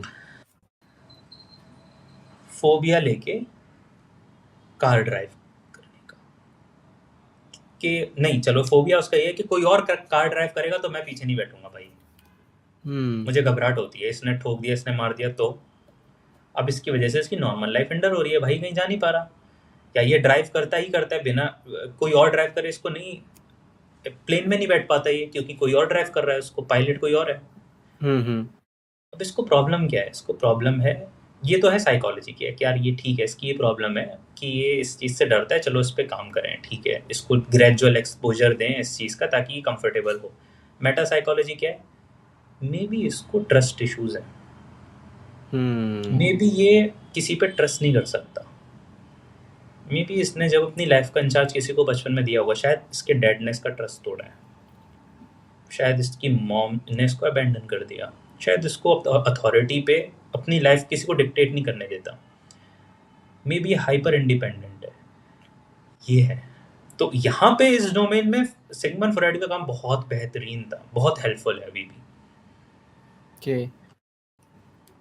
तो इन्होंने ड्रीम्स के ऊपर भी कोई एक बुक लिखी हुई है, द इंटरप्रिटेशन ऑफ ड्रीम्स करके, अगर आपको पता होगा। तो मेरा यही अगला क्वेश्चन कि यार क्या ड्रीम्स के मतलब होते हैं या बस वो यूं ही होते हैं? अरे वाह वाह यार सामने रखी थी, मैंने कहा बता दूं। हाँ, तो ये जो ड्रीम्स होते हैं ये बेमतलब की बस एक पिक्चर चल रही होती है हमारे दिमाग में, या फिर इसके भी अंदर कोई मीनिंग होता है? नहीं मीनिंग होता है, बिल्कुल होता है, कुछ भी नहीं चल सकता। हमें और एक लगता है मिनट, कि ये साइंटिफिक होता है ये देखो वही वाली बात है, क्योंकि ना मुझे यार ये जानना है साइंटिफिक कि ओके फिर तो क्योंकि ठीक है। मैंने अपनी लाइफ में जैसे कि इट्स बीन, अभी तो मैंने 2020 से ड्रीम इंटरप्रिटेशन करना शुरू करे, अभी तक मैं जितने कर चुका हूँ सब इंटरप्रेट हुए हैं, और सब ऐसे हुए हैं कि, और लेट्स से कि अभी मैं जब से मैंने 1-on-1 सेशन लेना शुरू करा 100-150 लोग आ गए, 100-150 लोगों के ड्रीम इंटरप्रेट मैंने करे, मुझे तो कभी कोई ऐसी दिक्कत नहीं है कि मैंने गलत इंटरप्रेट कर दिया ड्रीम, जबकि मैं तो उनके लाइफ के बारे में जानता भी नहीं। तो पहले मैं इनिशियली जब ड्रीम इंटरप्रिटेशन करता था, मैं उन लोगों को करता था जिनको मैं जानता हूँ, तो मुझे लगता था मेरा बायस आ जाता है क्योंकि मैं इनको जानता हूँ ऑलरेडी। तो मुझे लगता था कि मैं इनको जानता हूँ तो मैं ऑलरेडी वही इंटरप्रिटेशन कर रहा हूँ, जो जितनी बातें मैं जानता हूँ मैं एक जगह। हाँ प्लीज, आप अपना बायस नहीं ऐड करते उसके अंदर? क्या आपको दुनिया को लेकर अभी इसी पर आ रहे हैं, वही बता रहा हूँ। तो मुझे लगता था कि मैं अपना बायस और सामने वाले को ऑलरेडी जानता हूँ तो मैं वो कर देता हूँ। फिर मैंने अननोन लोगों के करना शुरू करे जिनको मैं नहीं जानता। जैसे कि कोई सेशन में आया और उसने बोला कि यार मुझे नहीं पता मुझे क्या बात करनी चाहिए, मुझे इशू समझ में नहीं आ रहा। मैंने कहा अच्छा अपने ड्रीम बताओ। अब तो ना मैं उनके नाम के अलावा भाई कुछ भी नहीं जानता, उनके कितने पेरेंट हैं, कितने पेरेंट कह रहा हूँ, कितने सिबलिंग्स हैं, क्या है क्या नहीं है, कुछ भी नहीं जानता। तो मैंने बोला कि क्या इस ड्रीम का मतलब, तुम्हें ऐसा फील होता है कि तुम अपने आप से बहुत एक्सपेक्टेशंस रखते हो बट उन्हें पूरा नहीं कर पा रहे, तुम्हें सेल्फ डाउट आ रहे हैं अभी। अब उसने तो नहीं बताया, हो सकता है उसकी सेल्फ एस्टीम हाई हो, उसे नहीं आते हो सेल्फ डाउट, लेकिन कहते हैं हाँ ऐसा है। जैसे मैंने बोल दिया कि क्या तुम्हें कोई सेक्सुअल थॉट से परेशान हो तुम, ये है तुम्हारी दिक्कत, कि हाँ क्या तुम्हारे पास्ट में ये चीज़ हुई थी, हाँ अब मुझे तो नहीं पता उसके पास्ट में क्या हुआ था, वो ड्रीम्स में रिजेंबल हो रहा है, ड्रीम्स में दिख रहा है। ड्रीम इंटरप्रिटेशन बहुत हेल्पफुल है, बहुत हेल्पफुल है। ड्रीम्स कैसे बनते हैं इस पे बात करते हैं। अच्छा मैं एक क्वेश्चन पूछूं कि तुम इसे कट भी कर सकते हो ना? अगर हाँ कट तो कर ही दूंगा, कोई नहीं, अगर आप बोलोगे तो हाँ मुझे बता दो। नहीं मुझे बस एक टेक्स्ट करना है, जो नेक्स्ट क्लाइंट है ना मैं हाँ उसको इन्फॉर्म कर लो।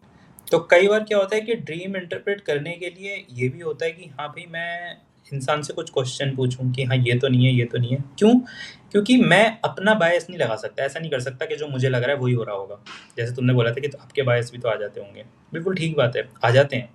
तो इसीलिए मैं हमेशा एक डाउट के साथ करता हूँ कि ओके ड्रीम इंटरप्रेट कर रहे हैं, बट आर यू श्योर कि ये इस तरीके से ही देखते हो ना आप दुनिया को जिस तरीके से मैं यहाँ पे देख रहा हूँ, ताकि मैं मेक श्योर करूँ कि भाई मैं अपना बिलीव सामने वाले के ऊपर इम्पोज ना कर दूँ। फ्रॉइड ने यहाँ पे गलती कर दी थी। फ्रॉइड ने दुनिया के ऊपर अपने बिलीव्स इम्पोज कर दिए। तो ये बात जो आपने अभी जस्ट बोली थी, इसको रखना है जो आपने अभी बोला। ये मैंने कैमरा में देखते हुए नहीं बोला, इट्स अप टू यू, अगर तुम रखना चाहो तो रख सकते हो। नहीं, कोई नहीं, मुझे थोड़ी कोई दिक्कत नहीं है, मैं रख लूँगा उसे। क्योंकि वही है, थोड़ा आप टेक्स्टिंग कर रहे हो तो अजीब लगेगा लोगों को, एकदम से कट होके टेक्स्टिंग करने लग गए, क्या कर रहे वही हैं? एक ड्रीम इंटरप्रिटेशन पे ही आ रहे हैं। तो जो डियर ज़िंदगी में शाहरुख खान, आलिया भट्ट का जो ड्रीम इंटरप्रेट कर रहा होता है, जिसमें वो गिर जाती है बिल्डिंग से, उसका नीचे वो स्लिप होती है, वो रियल साइंटिफिक किसी थ्योरी पे बेस्ड है, वो ड्रीम इंटरप्रिटेशन। मुझे ऐसा लगा जैसे वो फुकरा नहीं करता, फुकरे में, चूचा, और वो आपने देखा होगा कि वो उसका ड्रीम इंटरप्रेट करता है। मतलब वो एक तरीके से ड्रीम सही है। इंटरप्रिटेशन सिंबलिज्म से होती है, सिंबल्स। जैसे कि मुझे ड्रीम में दिखा भाई, मान के चलो कि मैं माइक पे कुछ बोल रहा हूँ। अब यूजुअली मैं माइक पे तो कुछ बोलता नहीं, लेकिन तुम बोलते हो। तुम्हें भी ड्रीम में मान के चलो वही दिखा कि आप माइक पे कुछ बोल रहे हो, तो हमारे लिए दोनों मीनिंग अलग होंगे। मेरे लिए कुछ और मीनिंग हो सकता है, तुम्हारे लिए कुछ और मीनिंग हो सकता है। एक कॉलेज में एक प्रोफेसर को ड्रीम में अपना कॉलेज दिखना अलग मीनिंग हो सकता है, एक स्टूडेंट को अपना कॉलेज दिखना अलग मीनिंग हो सकता है। इसीलिए जब ड्रीम इंटरप्रिटेशन करी जाती है, मेक श्योर करा जाता है। जैसे कि अगर मैं तुमसे तुम्हारा ड्रीम पूछूं तो मैं पूछूंगा कि भाई तुम्हारे लिए इसकी क्या मतलब है इस चीज़ का, क्योंकि मैं अपना मतलब इम्पोज नहीं कर सकता। मान के चलो तुमने बोला कि यार मैं ना अपने ड्रीम में आम खा रहा था, तो मैं अब आम से क्या सोचता हूँ ये मैं तुम्हारे ऊपर थोड़ा ना इम्पोज कर सकता हूँ। मुझे पूछना पड़ेगा कि आम से क्या ख्याल आता है तुम्हें, क्या इमीडिएटली ख्याल आया आम से, हो सकता है कुछ भी हो। तो इस तरीके से ये भी कंसिडर करा जाता है। तो अगर तुम डियर जिंदगी वाली चीज़ उठाएं, तो उसने क्या बोला था कि तुम गिर जाते हो, कीचड़ में गिरते हो, तुम्हारा कैमरा ऊपर लटका हुआ है। मैंने ड्रीम देखा था इसलिए, क्योंकि I am into dream interpretation कि हाँ इसने क्या ड्रीम करा, और उसने सही इंटरप्रेट करा। उसने बोला कि तुम्हारा प्रोफेशन जो है वो लटका हुआ है और तुम अपने आप में डर्टी फील कर रहे हो, तुम्हारे ऊपर घूंघट पहन के हँस रहे औरतें होते हैं। हंस रही हैं, क्योंकि तुम्हारे ऊपर मैरिड लाइफ जो लोग कमिटेड है वो मजाक उड़ा रहे हैं, क्योंकि तुम्हें कमिटमेंट इश्यूज है। क्या बात है। तो एक ड्रीम बताऊँ आपको? हम्म। ठीक है? छोटा-सा।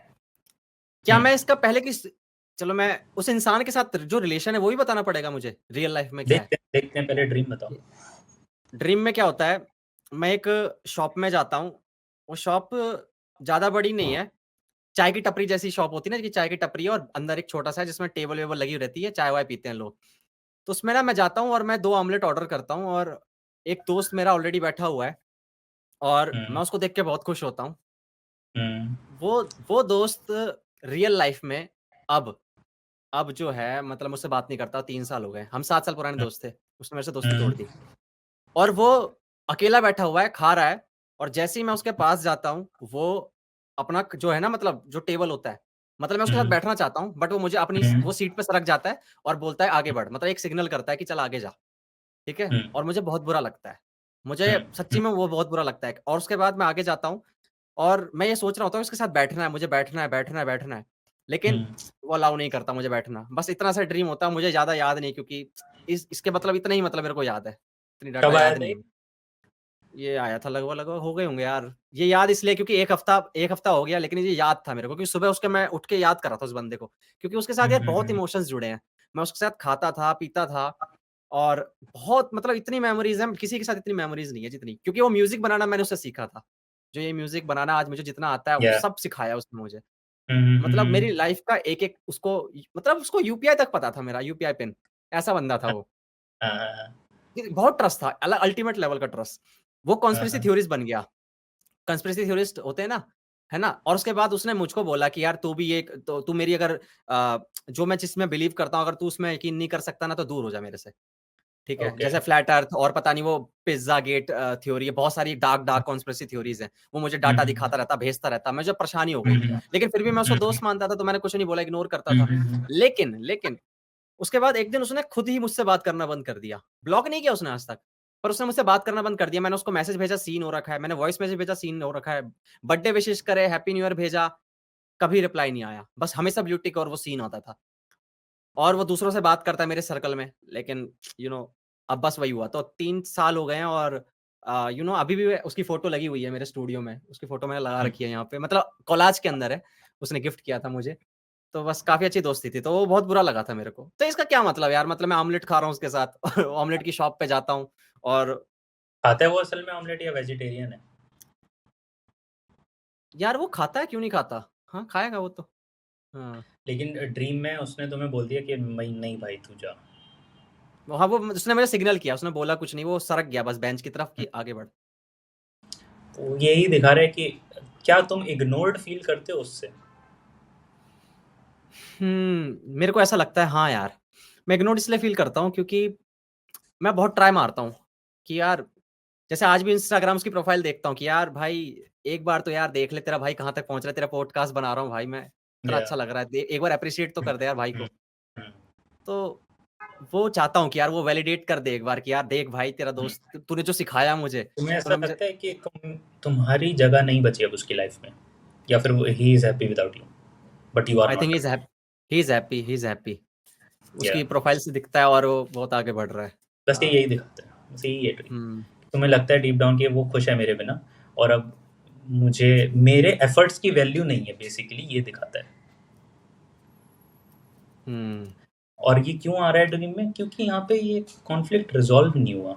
अब रिजोल्यूशन के लिए ज़रूरी नहीं है कि दोस्त का इन्वॉल्वमेंट हो। तुम्हारे परसेप्शन, तुम्हारे narratives, how you feel about him even now, ये है। और पता है ऑमलेट का क्या यहाँ पे है, अभी जस्ट मेरे को याद आया कि मैं और वो चाय और ऑमलेट खाते थे, बड़ा अजीब सा कॉम्बिनेशन होता था। जब भी मैं उसके घर जाता था तो वो मुझे हाँ किचन किचन से आवाज देता, आजा भाई आजा, ऑमलेट बना रहे हाँ। हैं। और वो हम लोग ऑमलेट बनाते थे और वो कहता देख रेसिपी, उसको बनाना नहीं आता था, वो बहुत खराब था कुकिंग में, लेकिन फिर भी उसके साथ ऑमलेट बनाता था और वो खाता था चाय के साथ। तो वहां से शायद मेरे को लगता है ऑमलेट का वो आया।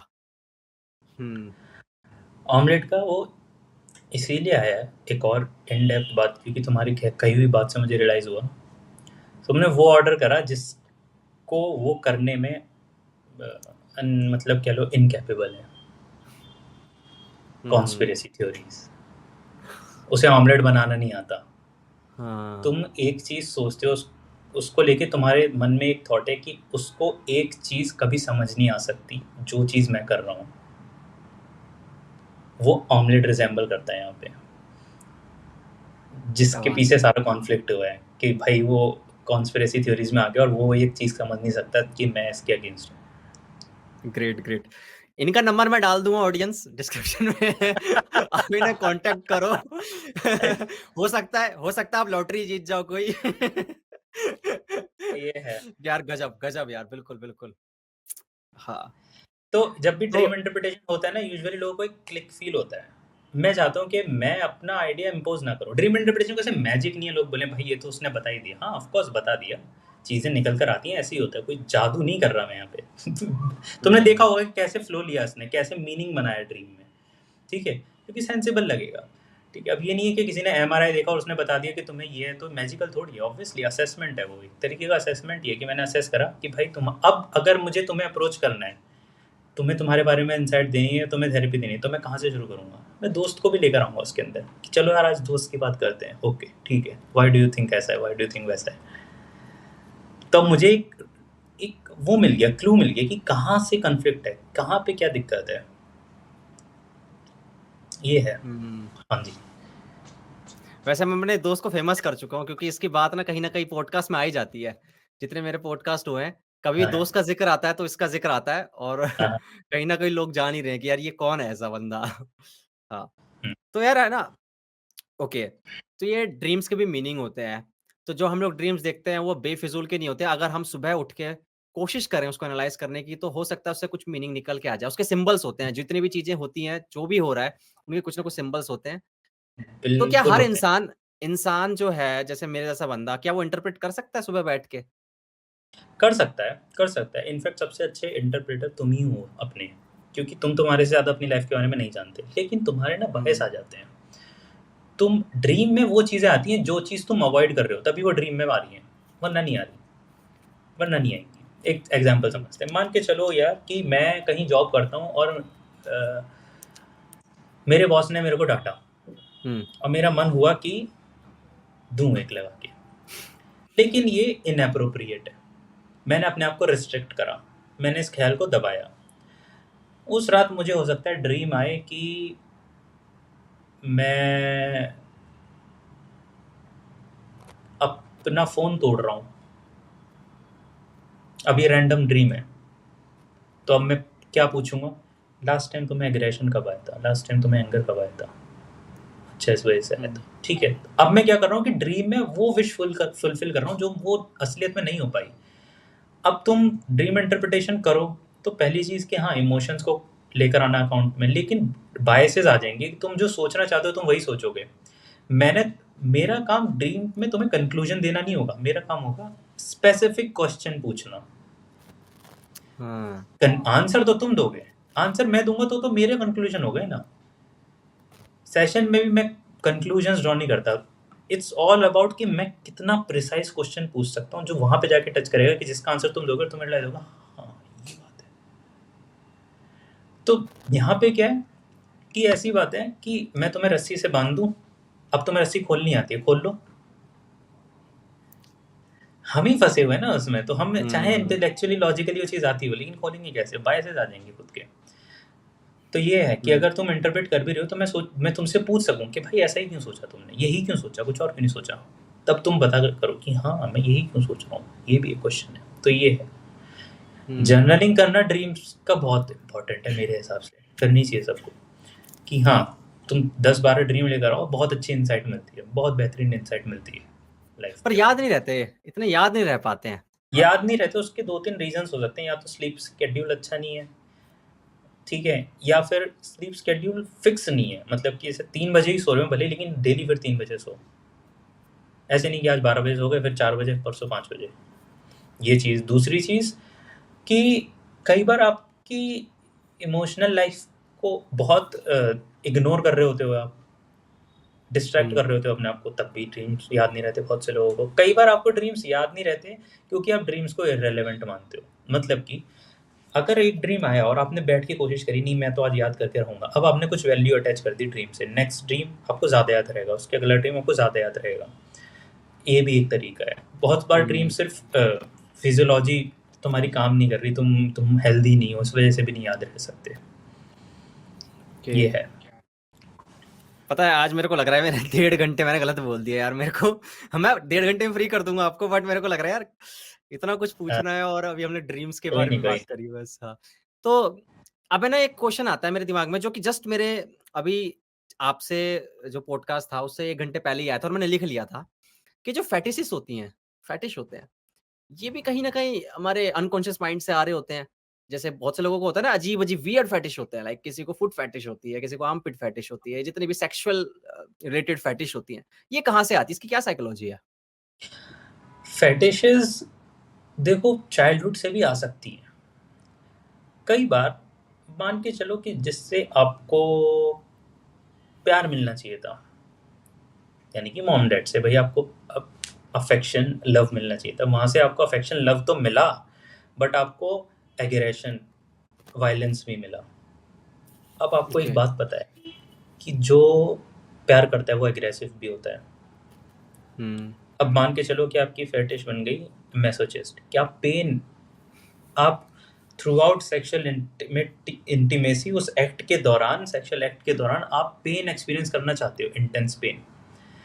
उसके 2-3 रीज़न हो सकते हैं। ये फेटिश है, ठीक है, इंटेंस पेन के 2-3 रीज़न हो सकते हैं कि ये पेन कंट्रोल्ड है, इसको मैं कंट्रोल कर रहा हूँ, ये अचीवमेंट फील करना। दूसरा कि पेन इतना बढ़ा दिया कि जब वो पेन हटा तो रिलीफ फील हुआ। जैसे कि अगर मैं अपना सर दीवार में मार रहा हूँ और मैं 10 बार मारूं, और जब मैं नहीं मार रहा, तो इस दुनिया में क्या मेरे से सुखी इंसान उस टाइम पे कोई है? कोई नहीं है, क्योंकि कोई अपना सर दीवार में नहीं मार रहा।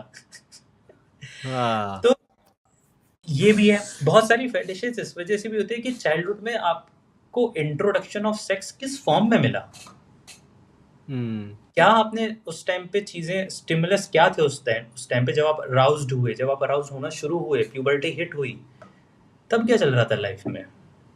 बहुत बार सेक्सुअल फैंटेसीज इस वजह से भी होती हैं कि आपकी बाउंड्रीज कैसी थी पेरेंट्स के साथ। क्या ऐसा तो नहीं कि पेरेंट्स ने कुछ सेक्सुअल असॉल्ट करा था तो फिर खराब हो जाएगा परसेप्शन। 5-6 साल की उम्र में आपकी लाइफ में क्या चल रहा था, ये भी डिपेंड करता है। तब हो सकता है कि आपको फेटिश हो, आपकी फैंटेसी हो कि मैं सिर्फ उसी के साथ रिलेशनशिप बनाता हूँ हर बार जो मेरा बॉस है, मेरा प्रोफेसर है, या मेरे से जूनियर है, या फिर हम किसी ऐसी रिलेशनशिप में विच इज़ नॉट अप्रोप्रिएट। ठीक है, कोई शादीशुदा इंसान है, अब ऐसे ही इंसान मुझे पसंद आ रहे हैं, उसका रीज़न तो ये है। डिपेंड करता है कि हमें सेक्सुअल इंट्रोडक्शन कैसे मिला। कोई सेक्सुअल असॉल्ट तो नहीं था भाई पास्ट में, क्या हमारे घर का वायलेंस क्या बोलते हैं, हमारे घर में एनवायरनमेंट कैसा था। एनवायरमेंटल होता है, इसमें कोई genetical component as far as I know मेरे हिसाब से नहीं होता कि जी। तुम भाई पैदा ही हुए हो किसी फेटिश के साथ। नहीं नहीं नहीं, क्या इन्फ्लुएंसेस रहे आपके अराउंड। जैसे कल्चर की बात करूं, कुछ बोलने वाले थे? नहीं नहीं, इट्स फाइन। हाँ हाँ, जैसे कल्चर की बात करूं तो ये साउथ में आप देखोगे, नीचे जाओगे तो नेवल फेटिश होती है। बहुत आप देखोगे, गूगल में सर्च किया जाता है। और ऊपर आओगे तो नहीं, ऊपर नहीं, नीचे 2 चीज़, हाँ, एक चीज़ होती है आर्मपिट फेटिश, ये सर्च किए जाते हैं। और ऊपर देखूंगा, अभी मेरे से मेरा एक दोस्त है, उसको फुट फेटिश है। वो हमेशा फुट पिक्स को बहुत पसंद करता है, उसको सिर्फ फुट पिक्स चाहिए, मतलब क्रॉप फुट पिक्स कि यार बहुत अच्छी लग रही है मेरे को पिक। तो आपको क्या लगता है कि ये स्पेशल बॉडी पार्ट वाली जो ये फेटिश है, ये कहाँ से ओरिजिनेट हो सकती है कि एक बंदे को फुट से यूजुअली जो फेटिश होती हैं, एक और रीजन इसके पीछे हो सकता है जो हम कॉन्शियस लाइफ में सप्रेस करते हैं। ओके। यार फीट बहुत गंदे हैं, फैंटेसी लाइफ में फीट बहुत बढ़िया है। मतलब शैडो कि वाला मैं, हाँ, कह सकते हो कि तुम्हारा शैडो एक्सप्रेस हो रहा है। जैसे कि जिस चीज को सोसाइटल पॉइंट ऑफ व्यू से कंसिडर करा जाता हो कि ये तो भाई बहुत खराब है, भाई आप तो लड़कियों से ऊपर हो, हमेशा फीमेल से आप ऊपर हो, उसकी फेटिश क्या है, बेडरूम में वो फीमेल से डोमिनेट होना चाहता है, अपना शैडो एक्सप्रेस करना चाहता है।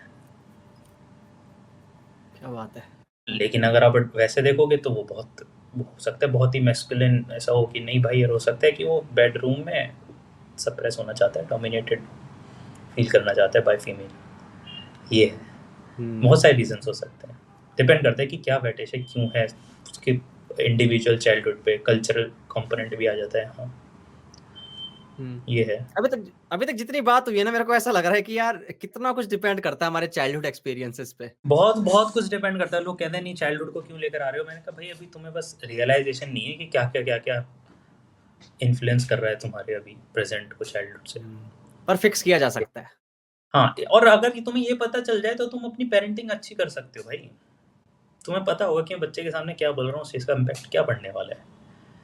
तुम नॉर्मली नहीं ट्रीट करते फिर कि हाँ हाँ चलो बच्चे पैसा कर लिए, अब ठीक है मैंने रेस कर लेंगे, खिला देंगे पिला देंगे, फाइनेंशियल सिक्योरिटी दे देंगे। नहीं, इतना नहीं है। बहुत चीज़ें डिपेंड करती हैं। तुम क्या तुम खुद में अपनी वाइफ से कैसे बात कर रहे हो बच्चों के सामने, ये भी डिसाइड करेगा कि वो कल को कैसे बात करने वाला है तुमसे, अपने फ्रेंड सर्कल में, और शायद अपनी गर्लफ्रेंड से भी। तो अब इस पे आ जाते हैं चाइल्डहुड एक्सपीरियंस से, चाइल्डहुड ट्रॉमा से। कुछ लोग है ना बहुत लूजली ये यूज करते हैं, यार बहुत एक्सपीरियंस जो था ना ट्रॉमेटिक था मेरे लिए वो। तो आज ना इसको क्लियर करते हैं कि ट्रॉमा होता क्या है एक्चुअली में। देखो, ट्रॉमा हर चीज़ नहीं हो सकती। जस्ट बिकॉज कोई चीज़ स्ट्रेसफुल है, वो तुम्हें पेन दे रही है, ग्रीफ दे रही है, लॉस हुआ, डैमेज दे रही है, ज़रूरी नहीं है भाई वो ट्रॉमेटिक हो। तुम्हारा रिस्पॉन्स टू स्ट्रेस ग्रीफ हो सकता है कि आपने किसी की डेथ देखी, अब आप 2-3 महीने तक बहुत रोए, बहुत परेशान रहे, डिप्रेस मूड में रहे, डिप्रेशन में नहीं, डिप्रेस मूड में रहे। ट्रॉमा नहीं है ये। ट्रॉमा कब बनेगा, जब ये चीज़ अनयूजुअल लेंथ तक खिंच जाए, जब स्ट्रेसर है भी नहीं और आप परेशान हो रहे हो। स्ट्रेसर यानी कि जो चीज़ स्ट्रेस दे रही हो। जब मेरी कोपिंग स्ट्रेटजीज ओवरवेलम हो जाए, तब वो इवेंट कहलाएगा ट्रॉमेटिक इवेंट। हर चीज़ कोपिंग स्ट्रेटजीज क्या हो सकती है कि भाई मैं किस तरीके से इस स्ट्रेस के साथ कोप कर रहा हूँ, मैं कोप कर पा रहा हूँ, और मैं 1 साल बाद, जैसे किसी का ब्रेकअप हुआ, लेट्स से ब्रेकअप होने के बाद 1 साल वो इंसान ग्रीफ में रहा, उसके बाद वो मूव ऑन कर गया। अब वो ये बोले कि वो तो बहुत ट्रॉमेटिक थी क्योंकि मैं 1 साल तक रहा था। नहीं, ये नॉर्मल है। किसी का लॉस हुआ है तो ऑब्वियसली तुम ग्रीफ में जाओगे ना, ये तो नॉर्मल सी बात है। इसमें ट्रॉमा कहाँ से आ गया। ट्रॉमेटिक तब होगा कि भाई अब 5 साल बाद भी वो किसी रिलेशनशिप में नहीं आता, उसको डर लगता है रिलेशनशिप में आने में, वो अभी भी रोता है। ये हम बोलेंगे कि हाँ वो ब्रेकअप ट्रॉमेटिक था। तो 2 बातें हैं। कोई इवेंट हुआ, स्ट्रेसफुल इवेंट हुआ, 2 चीज़ हो सकती है भाई, या तो मैं फाइनेंशियली स्टेबल हूँ, सोशल सपोर्ट मेरे पास अच्छा है, तो मैं इसको झेलने की कैपेसिटी रखता हूँ। लेट्स एक एग्जांपल लेते हैं, किसी के डेड आईसीयू में है, 1 महीना हो गया, 1 महीने बाद इनकी डेथ हो गई, शायद ये ट्रॉमेटिक ना हो। क्यों? एक्सपेक्टेड था, हो सकता है कि फाइनेंशियल सपोर्ट था, मॉम वर्किंग थी, सोशल सपोर्ट अच्छा था। अब ये इवेंट ट्रॉमेटिक नहीं होगा। लेट्स से कि दूसरा सिनेरियो है, डेड आईसीयू में नहीं है, एक्सीडेंट हो गया, घर में सिर्फ एक अर्निंग मेंबर थे, फाइनेंशियल सपोर्ट कुछ नहीं है, सोशल सपोर्ट कुछ नहीं है। अब ये इवेंट अनएक्सपेक्टेड है, सपोर्ट भी नहीं है, मैं कोप नहीं कर पा रहा, हो सकता है ट्रॉमेटिक हो। और एक और इंटरेस्टिंग बात है, वो ये है कि कई बार ट्रॉमा हमारी लाइफ से भी नहीं आता, दूसरे की लाइफ को देख के आ जाता है। कई बार हम बचपन में, जैसे कि एक एग्जांपल लेता हूँ, मैंने अपने एक लेक्चर दिया था, उसमें एग्जांपल लिया था जहाँ पे एक बच्चे को अडॉप्ट करा था और अडॉप्टेड चाइल्ड को अडॉप्टेड चाइल्ड की तरह ट्रीट करने लगे कि भाई तू हमारा रियल नहीं है, और उसको नौकर की तरह ट्रीट करते, मारते पीटते, सब चीज़ करते। लेकिन अपना जो एक्चुअली में लड़का है उसको कुछ नहीं कहते, उसकी लाइफ बिल्कुल ठीक है। लेकिन ये लड़का सिम्टम्स लेकर आया अडल्टहुड में, PTSD like post traumatic stress disorder type. इसकी लाइफ देखी तो उसकी लाइफ में कुछ है ही नहीं। इसने ट्रॉमा विटनेस करा है कि कितनी बुरी तरीके से उसको मारा जाता था। तो वाइकेरियस ट्रॉमा इसे हम बोलते हैं कि वाइकेरियसली तुमने ट्रॉमा और फियर आ गए। फियर यूजुअली वाइकेरियसली आते हैं। जैसे हमें किसने बताया कि टाइगर से डरना है? हमने तो नहीं देखा आज तक टाइगर, हमने देखा बाकी लोगों को डरते हुए, तो हमने लर्न करा अच्छा ये डरावना होता है। कुछ इननेट फियर भी होते हैं एनिमल और इन सब चीज़ों को लेकर के, वो एक अलग बात है। तो फियर भी बहुत बार लर्न कराए जा सकते हैं। हाँ, तो ये जब होता है, जैसे अभी हमने पीटीएसडी की बात करी, तो इसके क्या सिम्टम्स होते हैं? लाइक उस इंसान कोई ट्रिगर दिखता है एनवायरनमेंट में, जब वो ट्रिगर हो जाता है वापस, मतलब वो डर, एंग्जाइटी ये सब होती लग जाती है, क्या होता है? देखो पीटीएसडी के बहुत सारे सिम्टम्स हो सकते हैं। पीटीएसडी के सिम्टम ये होते हैं कि नेगेटिव थॉट्स आ रहे हैं इंट्रूसिवली, कंट्रोल नहीं हो रहे फॉर नो गुड रीजन, कुछ स्ट्रेस नहीं है, कुछ नहीं है, तब भी ठीक है। नाइटमेयर्स आ रहे हैं, रात को उठ के बैठ जाता है, घबराहट होने लगती है, ठीक है, ये भी हो सकता है। कॉन्स्टेंटली ओवर थिंक आता रहता है, एंजाइटी होती रहती है, ये भी हो सकता है। ट्रिगर्स हैं बहुत सारे, ये भी हो सकता है। एक और प्राइमरी जो हम बोलेंगे कि ये डिसाइडिंग फैक्टर हो सकता है, अवॉइड करने लगे वो चीज़ें, लाइफ ऑल्टरिंग डिसीजन लेने लगे, मतलब उसकी डिसीजन मेकिंग इन्फ्लुएंस हो रही है, वो कहाँ जा रहा है, कहाँ सो रहा है, क्या खा रहा है, ये सब चीज़ें इन्फ्लुएंस हो रही है इस वजह से, क्योंकि भाई पास्ट में कुछ हुआ था। तब हम बोलेंगे कि ये पीटीएसडी हो सकता है, ये पोस्ट ट्रॉमेटिक स्ट्रेस डिसऑर्डर हो सकता है। यानी कि ट्रॉमा के बाद, पोस्ट ट्रॉमेटिक ट्रॉमा के बाद स्ट्रेस हुआ, जो कि डिसऑर्डर है, अब डिसऑर्डर्ड है अब। ये आर्मी वाले लोगों के लिए होता है क्या, जो वार में लड़े होते हैं? उनके लिए भी मैंने देखा है ग्रुप्स बनाए जाते हैं, ऐसे कैंप बनाए जाते हैं। वो एक्चुअली में कुछ मूवीज में देखा होगा, वो बंदा लेटा हुआ है, आर्मी का बंदा, रिटायर्ड है, और एकदम से उठ के बोल, उसको लगेगा कि मैं वार में आ चुका हूँ, और वो लड़ने लग जाएगा, और भाई ऐसा लगेगा कि उसके दोस्त मर रहे हैं, उसने अपने दोस्तों को खोते हुए देखा है, तो वो भी पीटीएसडी होता है। ये भी पीटीएसडी का सिम्टम होता है। यूजुअली काफ़ी सारे जो जिन लोगों ने पास में वॉर देखी होती है, जिन लोगों ने नेचुरल डिजास्टर देखे होते हैं, उन लोगों को भी पीटीएसडी के सिम्टम्स काफ़ी आते हैं। स्पेशली तुमने बताया जैसे सोल्जर, और ये बिल्कुल आते हैं। वो छोटी छोटी साउंड को लेके भी बहुत वो हो जाएंगे, पैरानोया हो सकता है उनको कि बाहर कोई खड़ा हुआ हमारी आवाज़ तो नहीं सुन रहा, ये इंसान यहाँ से गया, इसके पीछे क्या इंटेंशन हो सकते हैं। ये भी गेट जोर से बंद हुआ, बहुत ओवर रिएक्ट करा उस चीज़ के ऊपर, ट्रिगर है, लाउड नॉइज से उनको ट्रिगर होता है, क्योंकि पास्ट में चीजें हुई हैं उनके। तो रियल लाइफ, अभी रियल लाइफ में, रियल वर्ल्ड में जो वार्स हो रहे हैं, रशिया यूक्रेन और इजराइल पैलेस्टाइन, तो जितने भी लोग वहां रह रहे हैं, उनको खतरा है इस चीज का?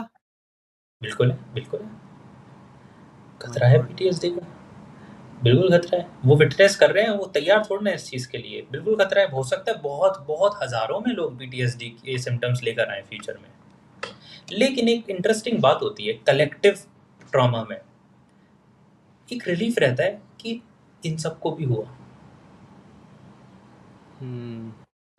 सपोर्ट ग्रुप किस लिए बनाए जाते हैं? इसलिए तो बनाए जाते हैं कि भाई जो जिस चीज़ से तुम सफ़र कर रहे हो ना, देखो बाकी लोग भी कर रहे हैं, रिलीफ मिलता है। अच्छा तुम्हें भी कैंसर है, कैसी चल रही है ज़िंदगी? अच्छा भाई ऐसी चल रही है, ठीक है।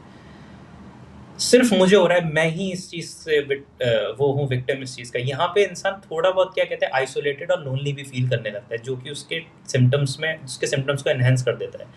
जब वॉर, नेचुरल डिजास्टर ऐसा देखता है ना इंसान, तो हाँ पीटीएसडी सिम्टम्स बिल्कुल आ सकते हैं। लेकिन एक ये भी रहता है कि सबने देखा था, सबने विटनेस करा था इस चीज़ को। जैसे कि मैं अपने बैचलर्स में सोच रहा था कि रिसर्च करूँ जाके केदारनाथ के ऊपर। केदारनाथ में 2013 में फ्लैश फ्लड आया था, तो ऑब्वियसली भाई लोगों के पूरे घर चले गए, काफ़ी डेथ हुई, कॉन्सिक्वेंसेज नहीं होंगे, बिल्कुल होंगे। बट इवेंचुअली हुआ ये कि मैं जाने की सोच रहा था और मैं जा ही नहीं पाया, क्योंकि जब मैं जाने का टाइम आया तब वहाँ पे फिर से बारिश वगैरह और पूरा चीज़ प्रोहिबिटेड हो गई कि अब आप आ नहीं सकते, रिस्ट्रिक्ट कर दिया था एंट्री को, तो फिर मैं जा नहीं पाया। लेकिन वो भी है, वहाँ पे भी लोगों में सिम्टम्स देखे जाएँ कि मेरा क्वेश्चन क्या होते हैं कि पानी से आपको डर तो नहीं लगता? आपको कैसे ख्याल आते हैं? बारिश होने पे कैसा फील होता है? क्योंकि वहाँ पे बारिश रही थी ना काफ़ी दिन तक, क्या लगता है? क्या आपको नदी के पास जाने में डर लगता है? ये सब चीज़ें तो पता चले कि हाँ भाई, क्या उनके बाद उस इवेंट के बाद उन पे क्या असर आए। ट्रॉमेटिक इवेंट के बाद रेजिलियंस भी डेवलप हो सकता है। तो जैसे पोस्ट ट्रॉमेटिक स्ट्रेस डिसऑर्डर होता है ना, ऐसी पोस्ट ट्रॉमा के बाद रेजिलियंस और अच्छे से डील करना ये भी आ सकता है कि आपने ट्रॉमा देखा, अब आप मोर इक्विप्ड हो गए, अब आप इमोशनली रेजिलियंट हो गए। एक डॉक्टर ने इतनी डेथ्स देख ली कि अब वो डेथ देखता है तो उसको उतना अफेक्ट नहीं करता जितना किसी और को करता है। एक इंसान को ब्लड देखती चक्कर आने लगते हैं, डॉक्टर को नहीं आ रहे, क्या है वो ट्रॉमा इतने क्लोजली देखा, इतनी बार देखा कि अब उसे चक्कर नहीं आते। तो ये इसने रेजिलियंस डेवलप कर ली। डिसेंसिटाइज कहते हैं ना, कुछ वर्ड यूज करते हैं इसके लिए। डिसेंसिटाइजेशन इसको बोलते हैं। हालांकि ये हाँ कह सकते हो, सही बात है, ठीक है। मेरे साथ था इसी कमरे में, मैं 2 साल 3 साल पहले सोता था, मतलब स्टूडियो में। मुझे अच्छा लगता था। हुआ ये, मेरे को छिपकली से बहुत डर लगता है था, मतलब वो छिपकली बहुत अजीब थी। वो छिपकली पूरी रात ना मुझे परेशान रखी। मैं सब्जेक्टिवली में बताऊं, ये कोई शायद से रिलेट ना करे, मैं बहुत डरा रहा, इतना डरा रहा कि मैं सो नहीं पाया रात भर, बस ऐसे बैठा रहा पूरे समय, क्योंकि कमरे बंद था, नीचे कोई आवाज नहीं जा सकती। लेकिन वही आपने बोला, रेजिलिएंट बन जाता है। अब मैं छिपकली की पूंछ पकड़ सकता हूँ। तुम्हें डिसेंसिटाइज कर दिया। हाँ, अब छिपकली कहीं भी, अभी मेरे पैर वैर के आसपास से निकल जाएगी, अबे क्या है पागल, निकलना यहाँ से। तो मेरे साथ ये हुआ, उल्टा हुआ। मैंने उसके बाद बोला, क्योंकि मेरे साथ पता है क्या है, मैं एक प्रखर के प्रवचन करके एक चैनल है, अगर जानते हो प्रखर, उसने एक ही चीज बोली थी, और वो चीज ना मेरे को हमेशा याद रहती है कि जब भी कोई डर लगे ना, डर को मिटाने का सबसे बड़ा, मतलब जो रामबाण तरीका है ना, वो ये है कि उसकी आंखों में झांक के देख ले, आंखों में झांक के देख ले, बस। हाँ, और ये चीज मैंने करनी सीखी है अपनी हर डर के साथ। मैं सोशली एनएग्जिस्ट था, तो मैं गोलगप्पे, सिनेमा हॉल, बैंक की लाइन, जहां भी जा सकता था वहां जाना शुरू किया। ये बहुत अच्छा तरीका है ये जो तुमने बताया ना, कि अपने आप को एक्सपोज करना, और इससे बेहतर कुछ तरीका ही नहीं है डर से डील करने का। डर से डील करने का, फोबिया फिर अलग कहानी है। फियर और फोबिया फिर अलग कहानी है। ओके, अब एक क्वेश्चन और है, थोड़ा सा अलग ही जाएगा इससे। कोई बात नहीं। बॉर्डरलाइन पर्सनालिटी डिसऑर्डर, ये क्या होता है? लाइक मुझे जानना था हमेशा से, और चलो पहले बताओ इसके बारे में, फिर मुझे इसके बारे में बात आगे करनी है। पर्सनैलिटी डिसऑर्डर्स बनते हैं जब आपके चाइल्डहुड में कुछ दिक्कतें रही हों, आपका चाइल्डहुड खराब रहा हो, आपकी पर्सनैलिटी फॉर्म हो रही होती है 18 से पहले। हम पर्सनैलिटी असेसमेंट भी करते हैं ना साइकोलॉजी में, तो हम 18 के बाद कंसिडर करते हैं कि अब ये पर्सनैलिटी असेसमेंट हो गया, अब ये पर्सनैलिटी है। 18 इसीलिए कि तुम्हारी डेवलपमेंटल स्टेजेस पूरी हो जाती हैं लार्जली 18 तक। डेवलपमेंटल स्टेजेस ये होती है बायोलॉजिकली ये प्रूवन है। साइकोसोशली, ओके, साइकोसोशली यानी कि सोसाइटी से मेरा इंटरेक्शन अब उतना नया नहीं है जितना 5 साल पहले था। प्यूबर्टी हिट हो चुकी है, मैं देख चुका हूँ कि मैं प्यूबर्टी में कैसे बिहेव करता हूँ, ठीक है। मैं डांस में पार्टिसिपेट कर चुका हूँ, मुझे पता है कैसे बिहेव करता हूँ। लेकिन इससे पहले अगर तुम देखो कि हर इंटरेक्शन नया इंटरेक्शन था, हर एक्सपोजर नया एक्सपोजर था, हर चीज़ नोवेल थी। और अब मैं प्यूबर्टी हिट करने के बाद भी उसमें 5-6 साल रह चुका हूँ। अब ये प्रिसाइजली 18 नहीं होता कि 12 बज गया और 18 अब कुछ अलग हो जाएगा, वेगली होता है, वेगली 18, 19, 20, 17, ठीक है। यहाँ तक पर्सनैलिटी डेवलप होती है, इनकंसिस्टेंट रहती है। तो हम यहाँ पे ये नहीं बोल सकते कि इस इंसान की पर्सनैलिटी ऐसी है, बिकॉज वो अभी टीनेजर है, वो 13 साल का है, अभी उसे बहुत कुछ देखना है, बहुत कुछ होना है, ठीक है।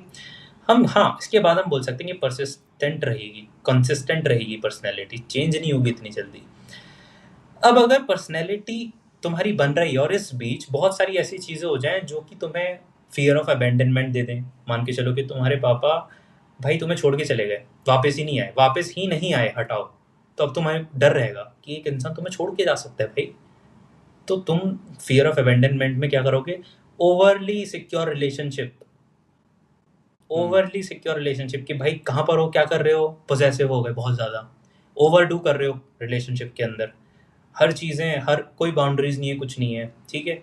तो पर्सनैलिटी डिसऑर्डर तब बनते हैं, पर्सनैलिटी बनने के दौरान चीज़ें एडवर्स हो जाए, खराब हो जाए।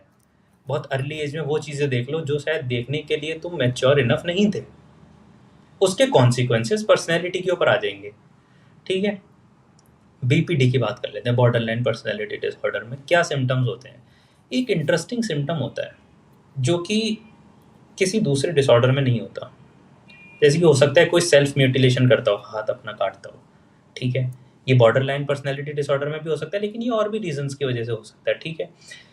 एक वो है जो है कि परसेप्शन ऑफ सेल्फ नहीं है, मुझे नहीं पता मेरे मॉरल वैल्यूज क्या है, सही गलत क्या है, मुझे कोई आइडिया नहीं है भाई, मुझे कोई आइडिया नहीं है, मैं दूसरों से तुम्हारे सही गलत ये, हाँ मेरे भी यही है, सेंस ऑफ सेल्फ नहीं पता, ठीक है। और क्या हो सकता है कि यही सेल्फ हार्मिंग टेंडेंसीज हो सकती हैं। रिलेशनशिप का पैटर्न डिसऑर्डर, पता नहीं इस इंसान को कैसे भी लोग कुछ भी पसंद आ जाता है इस इंसान को। और ये बहुत एक और इंटरेस्टिंग चीज़ वो है कि आइडियलाइज करना किसी को, फिर तुरंत डी आइडियलाइज कर देना, मतलब कि रिलेशनशिप में आए, ओ गॉड ये इंसान बहुत बेहतर है भाई, इससे बेहतर कोई इंसान नहीं देगा, तुम देखो कि बिल्कुल ऐसे वर्ल्ड में चला गया, फैंटेसी वर्ल्ड में। फिर आप देख रहे हो कि जब ये रिलेशनशिप एंड हुई, अब उसी को गाली दे रहा है, बिल्कुल डी आइडियलाइज कर दिया, ब्लैक एंड वाइट थिंकिंग कि या तो ये है या ये है, बीच में वेग नहीं हो सकता, कुछ ग्रे नहीं हो सकता, इस तरीके की चीज़ें। तो ये बॉर्डर लाइन पर्सनैलिटी में सुसाइडल अटेम्प्ट्स भी आ जाते हैं, ये है परसेप्शन ऑफ रिलेशनशिप खराब हो जाता है। पर्सनैलिटी डिसऑर्डर में एक चीज़ समझो कि पर्सनैलिटी डिसऑर्डर परवेसिव होते हैं। परवेसिव मतलब कि मान के चलो ऑब्सेसिव कंपल्सिव पर्सनैलिटी डिसऑर्डर है, ओसीडी नहीं है, ओसीडी अलग चीज़ है, ऑब्सेसिव पर्सनैलिटी है। अब डिफरेंशिएटिंग फैक्टर क्या है, हर डोमेन में ऑब्सेसिव रहूंगा, रिलेशनशिप में भी ऑब्सेसिव रहूंगा, प्रोफेशन में भी ऑब्सेसिव रहूंगा, टाइम को लेके भी ऑब्सेसिव रहूंगा, ऑब्सेसिवनेस हर जगह दिखेगी। पर्सनैलिटी डिसऑर्डर परवेसिव होते हैं। पर्सनैलिटी डिसऑर्डर अगर किसी को है तो समझो कि सेंटर उसका खराब हो रखा है, डिसऑर्डर्ड है, तो वो सेंटर में ही वही इंसान प्रोफेशन में भी जाएगा, प्रोफेशनली भी परस्यू करेगा, एकेडमिक्स में भी जाएगा, रिलेशनशिप में भी जाएगा, फैमिली भी बनाएगा, तो वो हर जगह रिफ्लेक्ट होने लगेंगे। तो आप देखोगे कि यार ये इंसान डिप्रेस्ड है, हमने इसकी मेडिकेशंस भी चला दी, हमने बिहेवियरल चेंजेस भी लेकर आ गए, बट वो डिप्रेशन जा नहीं रहा भाई। हो सकता है उसे पर्सनैलिटी डिसऑर्डर हो, उसकी पर्सनैलिटी का पार्ट ही वही है। तो ये है, ऐसे ऐसे इंसान के साथ आप रह सकते हो, मतलब मुश्किल दिक्कत होता नहीं है। होगी? सेल्फ अवेयरनेस बहुत इंपॉर्टेंट है, इंसान को पता लग जाए कि मुझे बीपीडी है, ठीक है, अब मुझे पता लगे कि ये जो बिहेवियर आ रहा है ये मेरे डिसऑर्डर से आ रहा है, इसमें इंसान की गलती नहीं है।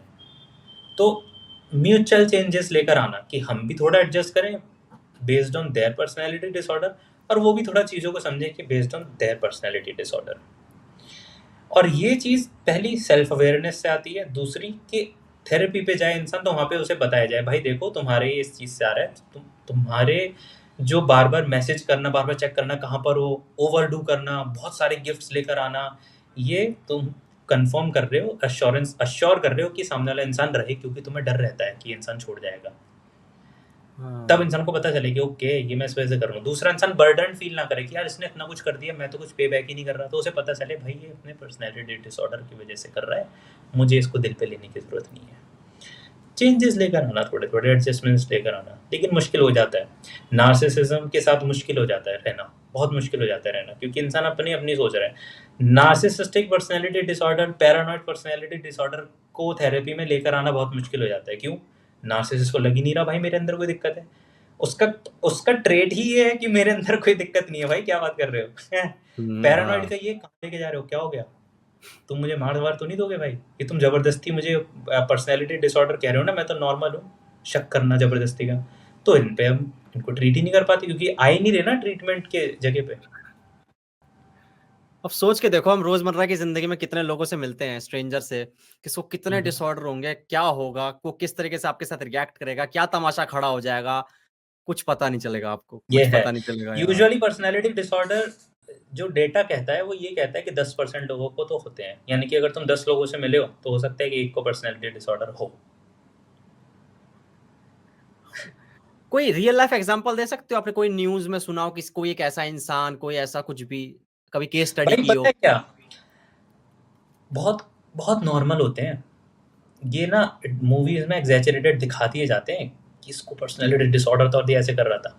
डे टू डे लाइफ में दिख जाते हैं, हमारे दोस्तों में ही हो सकता है किसी को हो, बस हम उसके बिहेवियर को उस एंगल से नहीं देख पाते। बहुत normal day to day life में बहुत हो सकता है किसी दुकानदार हो, उसे पर्सनैलिटी डिसऑर्डर है, हमें पता ही नहीं उसे पर्सनैलिटी डिसऑर्डर है, मतलब वो नॉर्मल लाइफ जी रहे होंगे। उनके डिसीजंस, उनकी छोटे छोटे कॉन्फ्लिक्ट जब आप उठा के देखोगे आपको लगेगा कि क्या क्या डिसीजन ले रहा है यार ये इंसान, ये क्या कर रहा है। अब हम उसमें उसकी पर्सनैलिटी हम्म। वही, यार वो ऐसे ही इंसान है, मुझे उससे बात नहीं करनी भाई, उसके साथ हर बार लड़ाई होती है, उसके साथ हर बार ये होता है। भाई हो सकता है उसे पर्सनैलिटी डिसऑर्डर हो सकता है तुम्हारे से बार बार लड़ाई होती है तुम्हें पर्सनैलिटी डिसऑर्डर हो। तो इतना हम्म।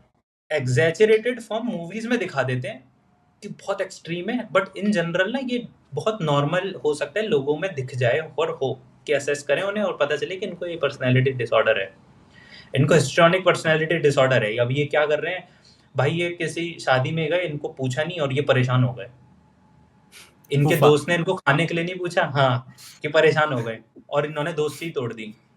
ये हर समय वो काम, ये हर समय कहानियां बनाते रहते हैं, चाहे वो कहानियां झूठी हों, कि भाई पता है मैं एक बार वहां गया था, ये हुआ, वो गया ही नहीं कभी वहां पे, लेकिन उसे अटेंशन मिल रही है उन सब चीजों से। अब हो सकता है ऐसे एचपीडी हो, हिस्ट्रियोनिक हम्म। पर्सनैलिटी डिसऑर्डर, लेकिन ये हम क्या बोलेंगे कि नहीं ये तो यार वो ऐसा ही इंसान है। ये हमें बहुत डे टू डे लाइफ में होते हैं, लोगों को होता है, हो सकता है कि हो, और there is a high chance कि हो क्योंकि अनडायग्नोज्ड है, लेकिन ये ऐसे अपीयर होता है डे टू डे लाइफ में कि एक और इंसान ये सारी, ऑब्सेसिव भाई टाइम को लेके बहुत पंचुअल है भाई ये, और ये रिलेशनशिप में कुछ भी कर मैं हूँ, सकता है, ये कर सकता मैं है। हूँ। हाँ, मॉरल्स को लेके बहुत पंचुअल है भाई, इसको ऐसा लगता है कि मैं मॉरली कहीं रॉन्ग ना जाऊँ, हो सकता है ऐसे ऑब्सेसिव कंपल्सिव पर्सनैलिटी डिसऑर्डर हो। अब ये हम नॉर्मली परसीव करें, लेकिन हो सकता है इसे डिसऑर्डर हो, ये है। मैं टाइम को लेके बहुत हूँ, ये तो मैं मानता हूँ। पता नहीं पंचुअल बोलूंगा या मैं डिसऑर्डर, क्योंकि ना अगर मेरे को कोई जैसे कोई मेरे को बोल दे कि मैं, जैसे मान के चलो जैसे आपका टाइम हो गया 7:35, तो मेरे हिसाब से मेरी रियलिटी में 7:35 हुए हैं क्लॉक में और आपको यहाँ आना था, हाँ, ठीक है? और नहीं आते ना तो मैं ऐसा कहता हूँ भाई ये क्या हो गया, लेट कैसे हो गए, वो 36 कैसे हो गए, 7:36 कैसे हो गए। हाँ, ये मेरे साथ होता है। तो जो एम्बर हर्ड वाला सीन था, जो एम्बर हर्ड का आपने सुना होगा, उसको भी लगता है आपको कुछ होगा, कुछ क्या था थोड़ा मैंने नहीं डिसऑर्डर सुना। वगैरह? एम्बर हर्ड और जॉनी डेप का जो केस हुआ था। अच्छा, हाँ, ओके, ठीक है, ठीक है, ठीक है, ठीक है, ठीक है, पॉसिबल है, जिस हिसाब से उसकी हरकतें थी, क्वाइट पॉसिबल कि हो। यार हम्म। क्रिमिनल्स बहुत disorganise, dysfunctional family, dysfunctional relationship, extremely dysfunctional violence चल रहा है, कोई क्राइम कर दिया, ये लोग साइकोलॉजिकली इल है। तो ये लॉ कंसीडर नहीं करता इन चीजों को? लॉ ये नहीं देखता कि भाई एनवायरनमेंट का भी तो एक फैक्टर है, हाँ, हाँ, चाइल्डहुड बिल्कुल देखता एक्सपीरियंसेस है, का भी तो एक फैक्टर है।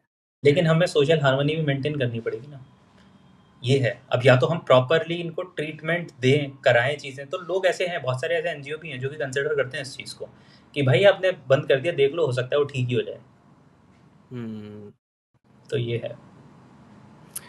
एक आखिरी क्वेश्चन पूछूंगा कुछ युवाओं हम्म, के लिए। हम्म, हम्म, कि यार अगर कोई इंसान, जैसे आपने देखा होगा घोस्टिंग एक वर्ड होता है, घोस्टिंग का हम्म, शिकार हो जाते हैं।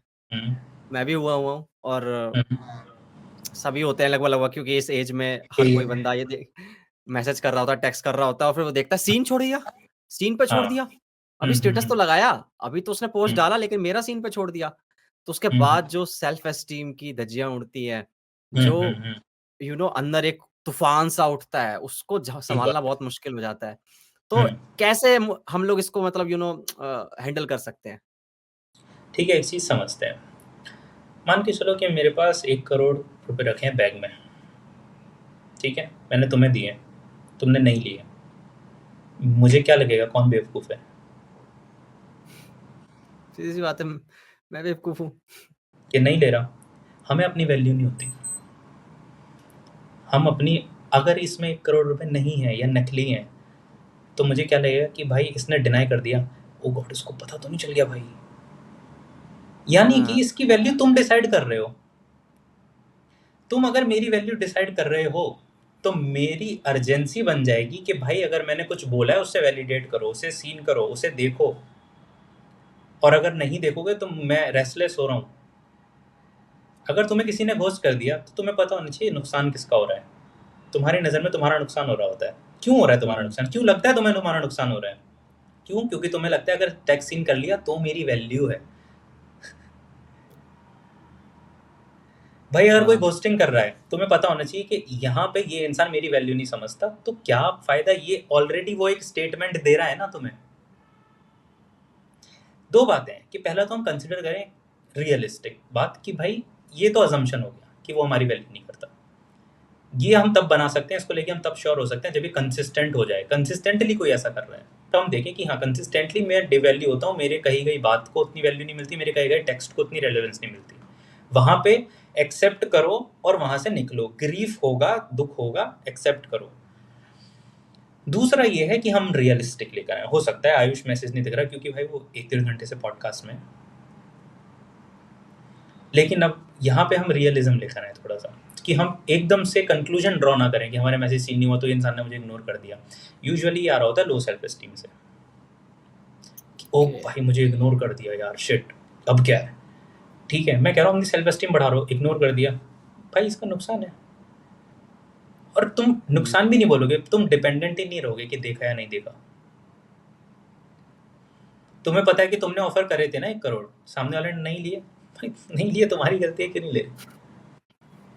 तुम अगर मेरे को जैसा मैं हूं तुम वैल्यूएबल नहीं समझ रहे अगर, तो किसकी गलती है? तुम्हारी। लेकिन ये पता तो हो कि मैं वैल्यूएबल हूँ, ये कौन बताएगा? ये कैसे पता चलेगा? अपनी सेल्फ वर्थ पे काम करो, अपनी सेल्फ एस्टीम पे काम करो, तुम्हें घोस्टिंग से फर्क नहीं पड़ेगा। समझ गया।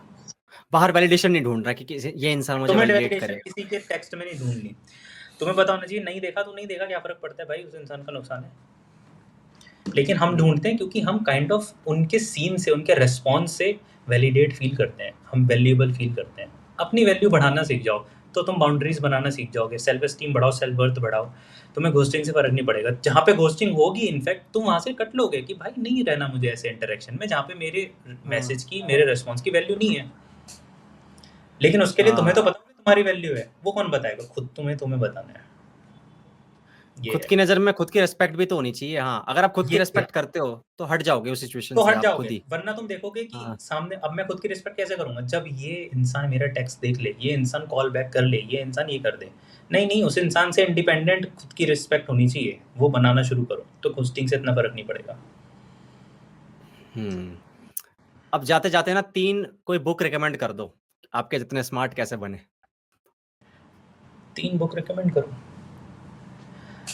साइकोलॉजी में अगर किसी को जनरली साइकोलॉजी समझनी है, जैसे कि मैं एक बुक बहुत रिकमेंड करता हूँ, वो एकेडमिक बुक है, लेकिन वो तुम्हें मैरिज, मनी, हैप्पीनेस, रिलेशनशिप्स, इन सब के बारे में बहुत ही एविडेंस बेस्ड डेटा के ऊपर अच्छी इंसाइट्स देती है। एक इंसान है स्टीव बॉमगार्डनर, उसकी पॉजिटिव साइकोलॉजी की book, positive hardcore academic book है, जो एकेडमिक्स में है वो शायद पढ़ते होंगे, लेकिन मेरे हिसाब से वो सबको पढ़नी चाहिए। भाई इंसान पैसे कमाने के पीछे पागल रहता है, पैसे कमाने 1 मिनट को, और तुम कब तक कमाओगे? 60-70 साल तक। कितने करोड़ों रुपए कमाने हैं, ठीक है, ये कार खरीदनी है, 10 दिन बैठ के पूछ तो लो क्या होगा इससे। अज्यूम कर लिया कि मैं खुश होऊंगा, किसने बोला? देख लिया लोगों को, अरे भाई बड़े अच्छे साइकोलॉजिस्ट हो तुम, देख के बता देते लोग खुश है या नहीं है।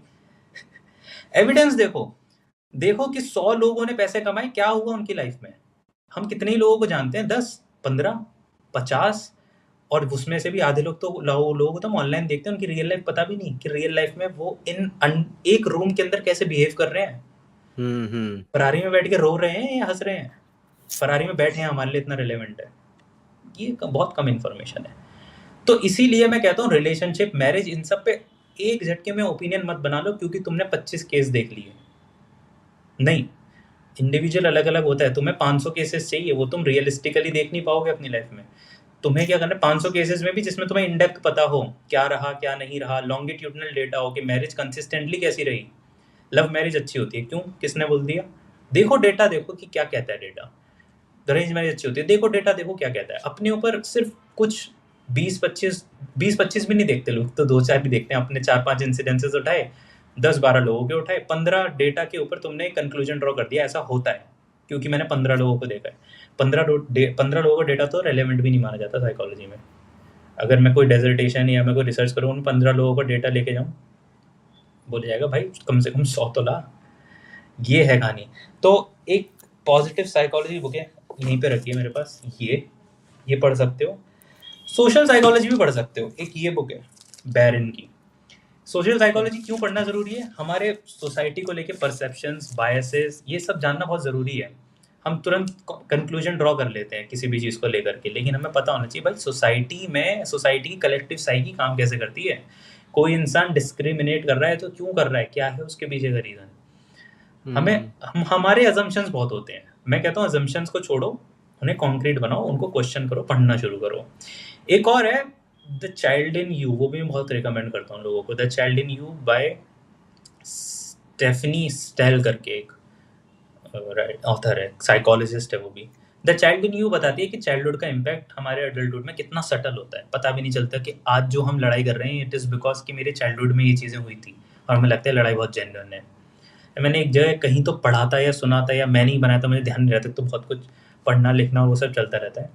कि आप मान के चलो कि आप चाय का कप है आपके हाथ में, ठीक है, और आपको धक्का लगा, चाय छलकी। चाय क्यों छलकी बताओ मुझे?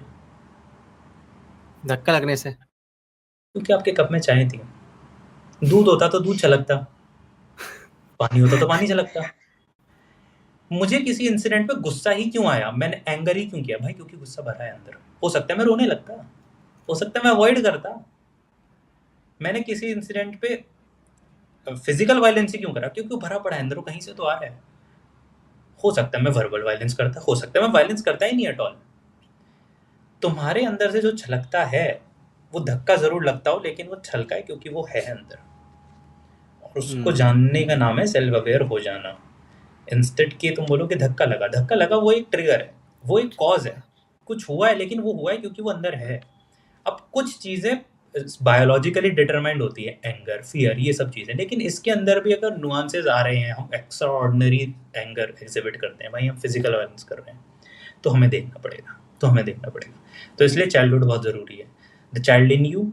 और एक और है, अभी मैंने किसी को रिकमेंड करी है recently, what happened to you करके एक बुक है। वो एक डॉक्टर और एक एंकर के बीच की कन्वर्जेशन है, बहुत सारी केस स्टडीज़ हैं उसके अंदर।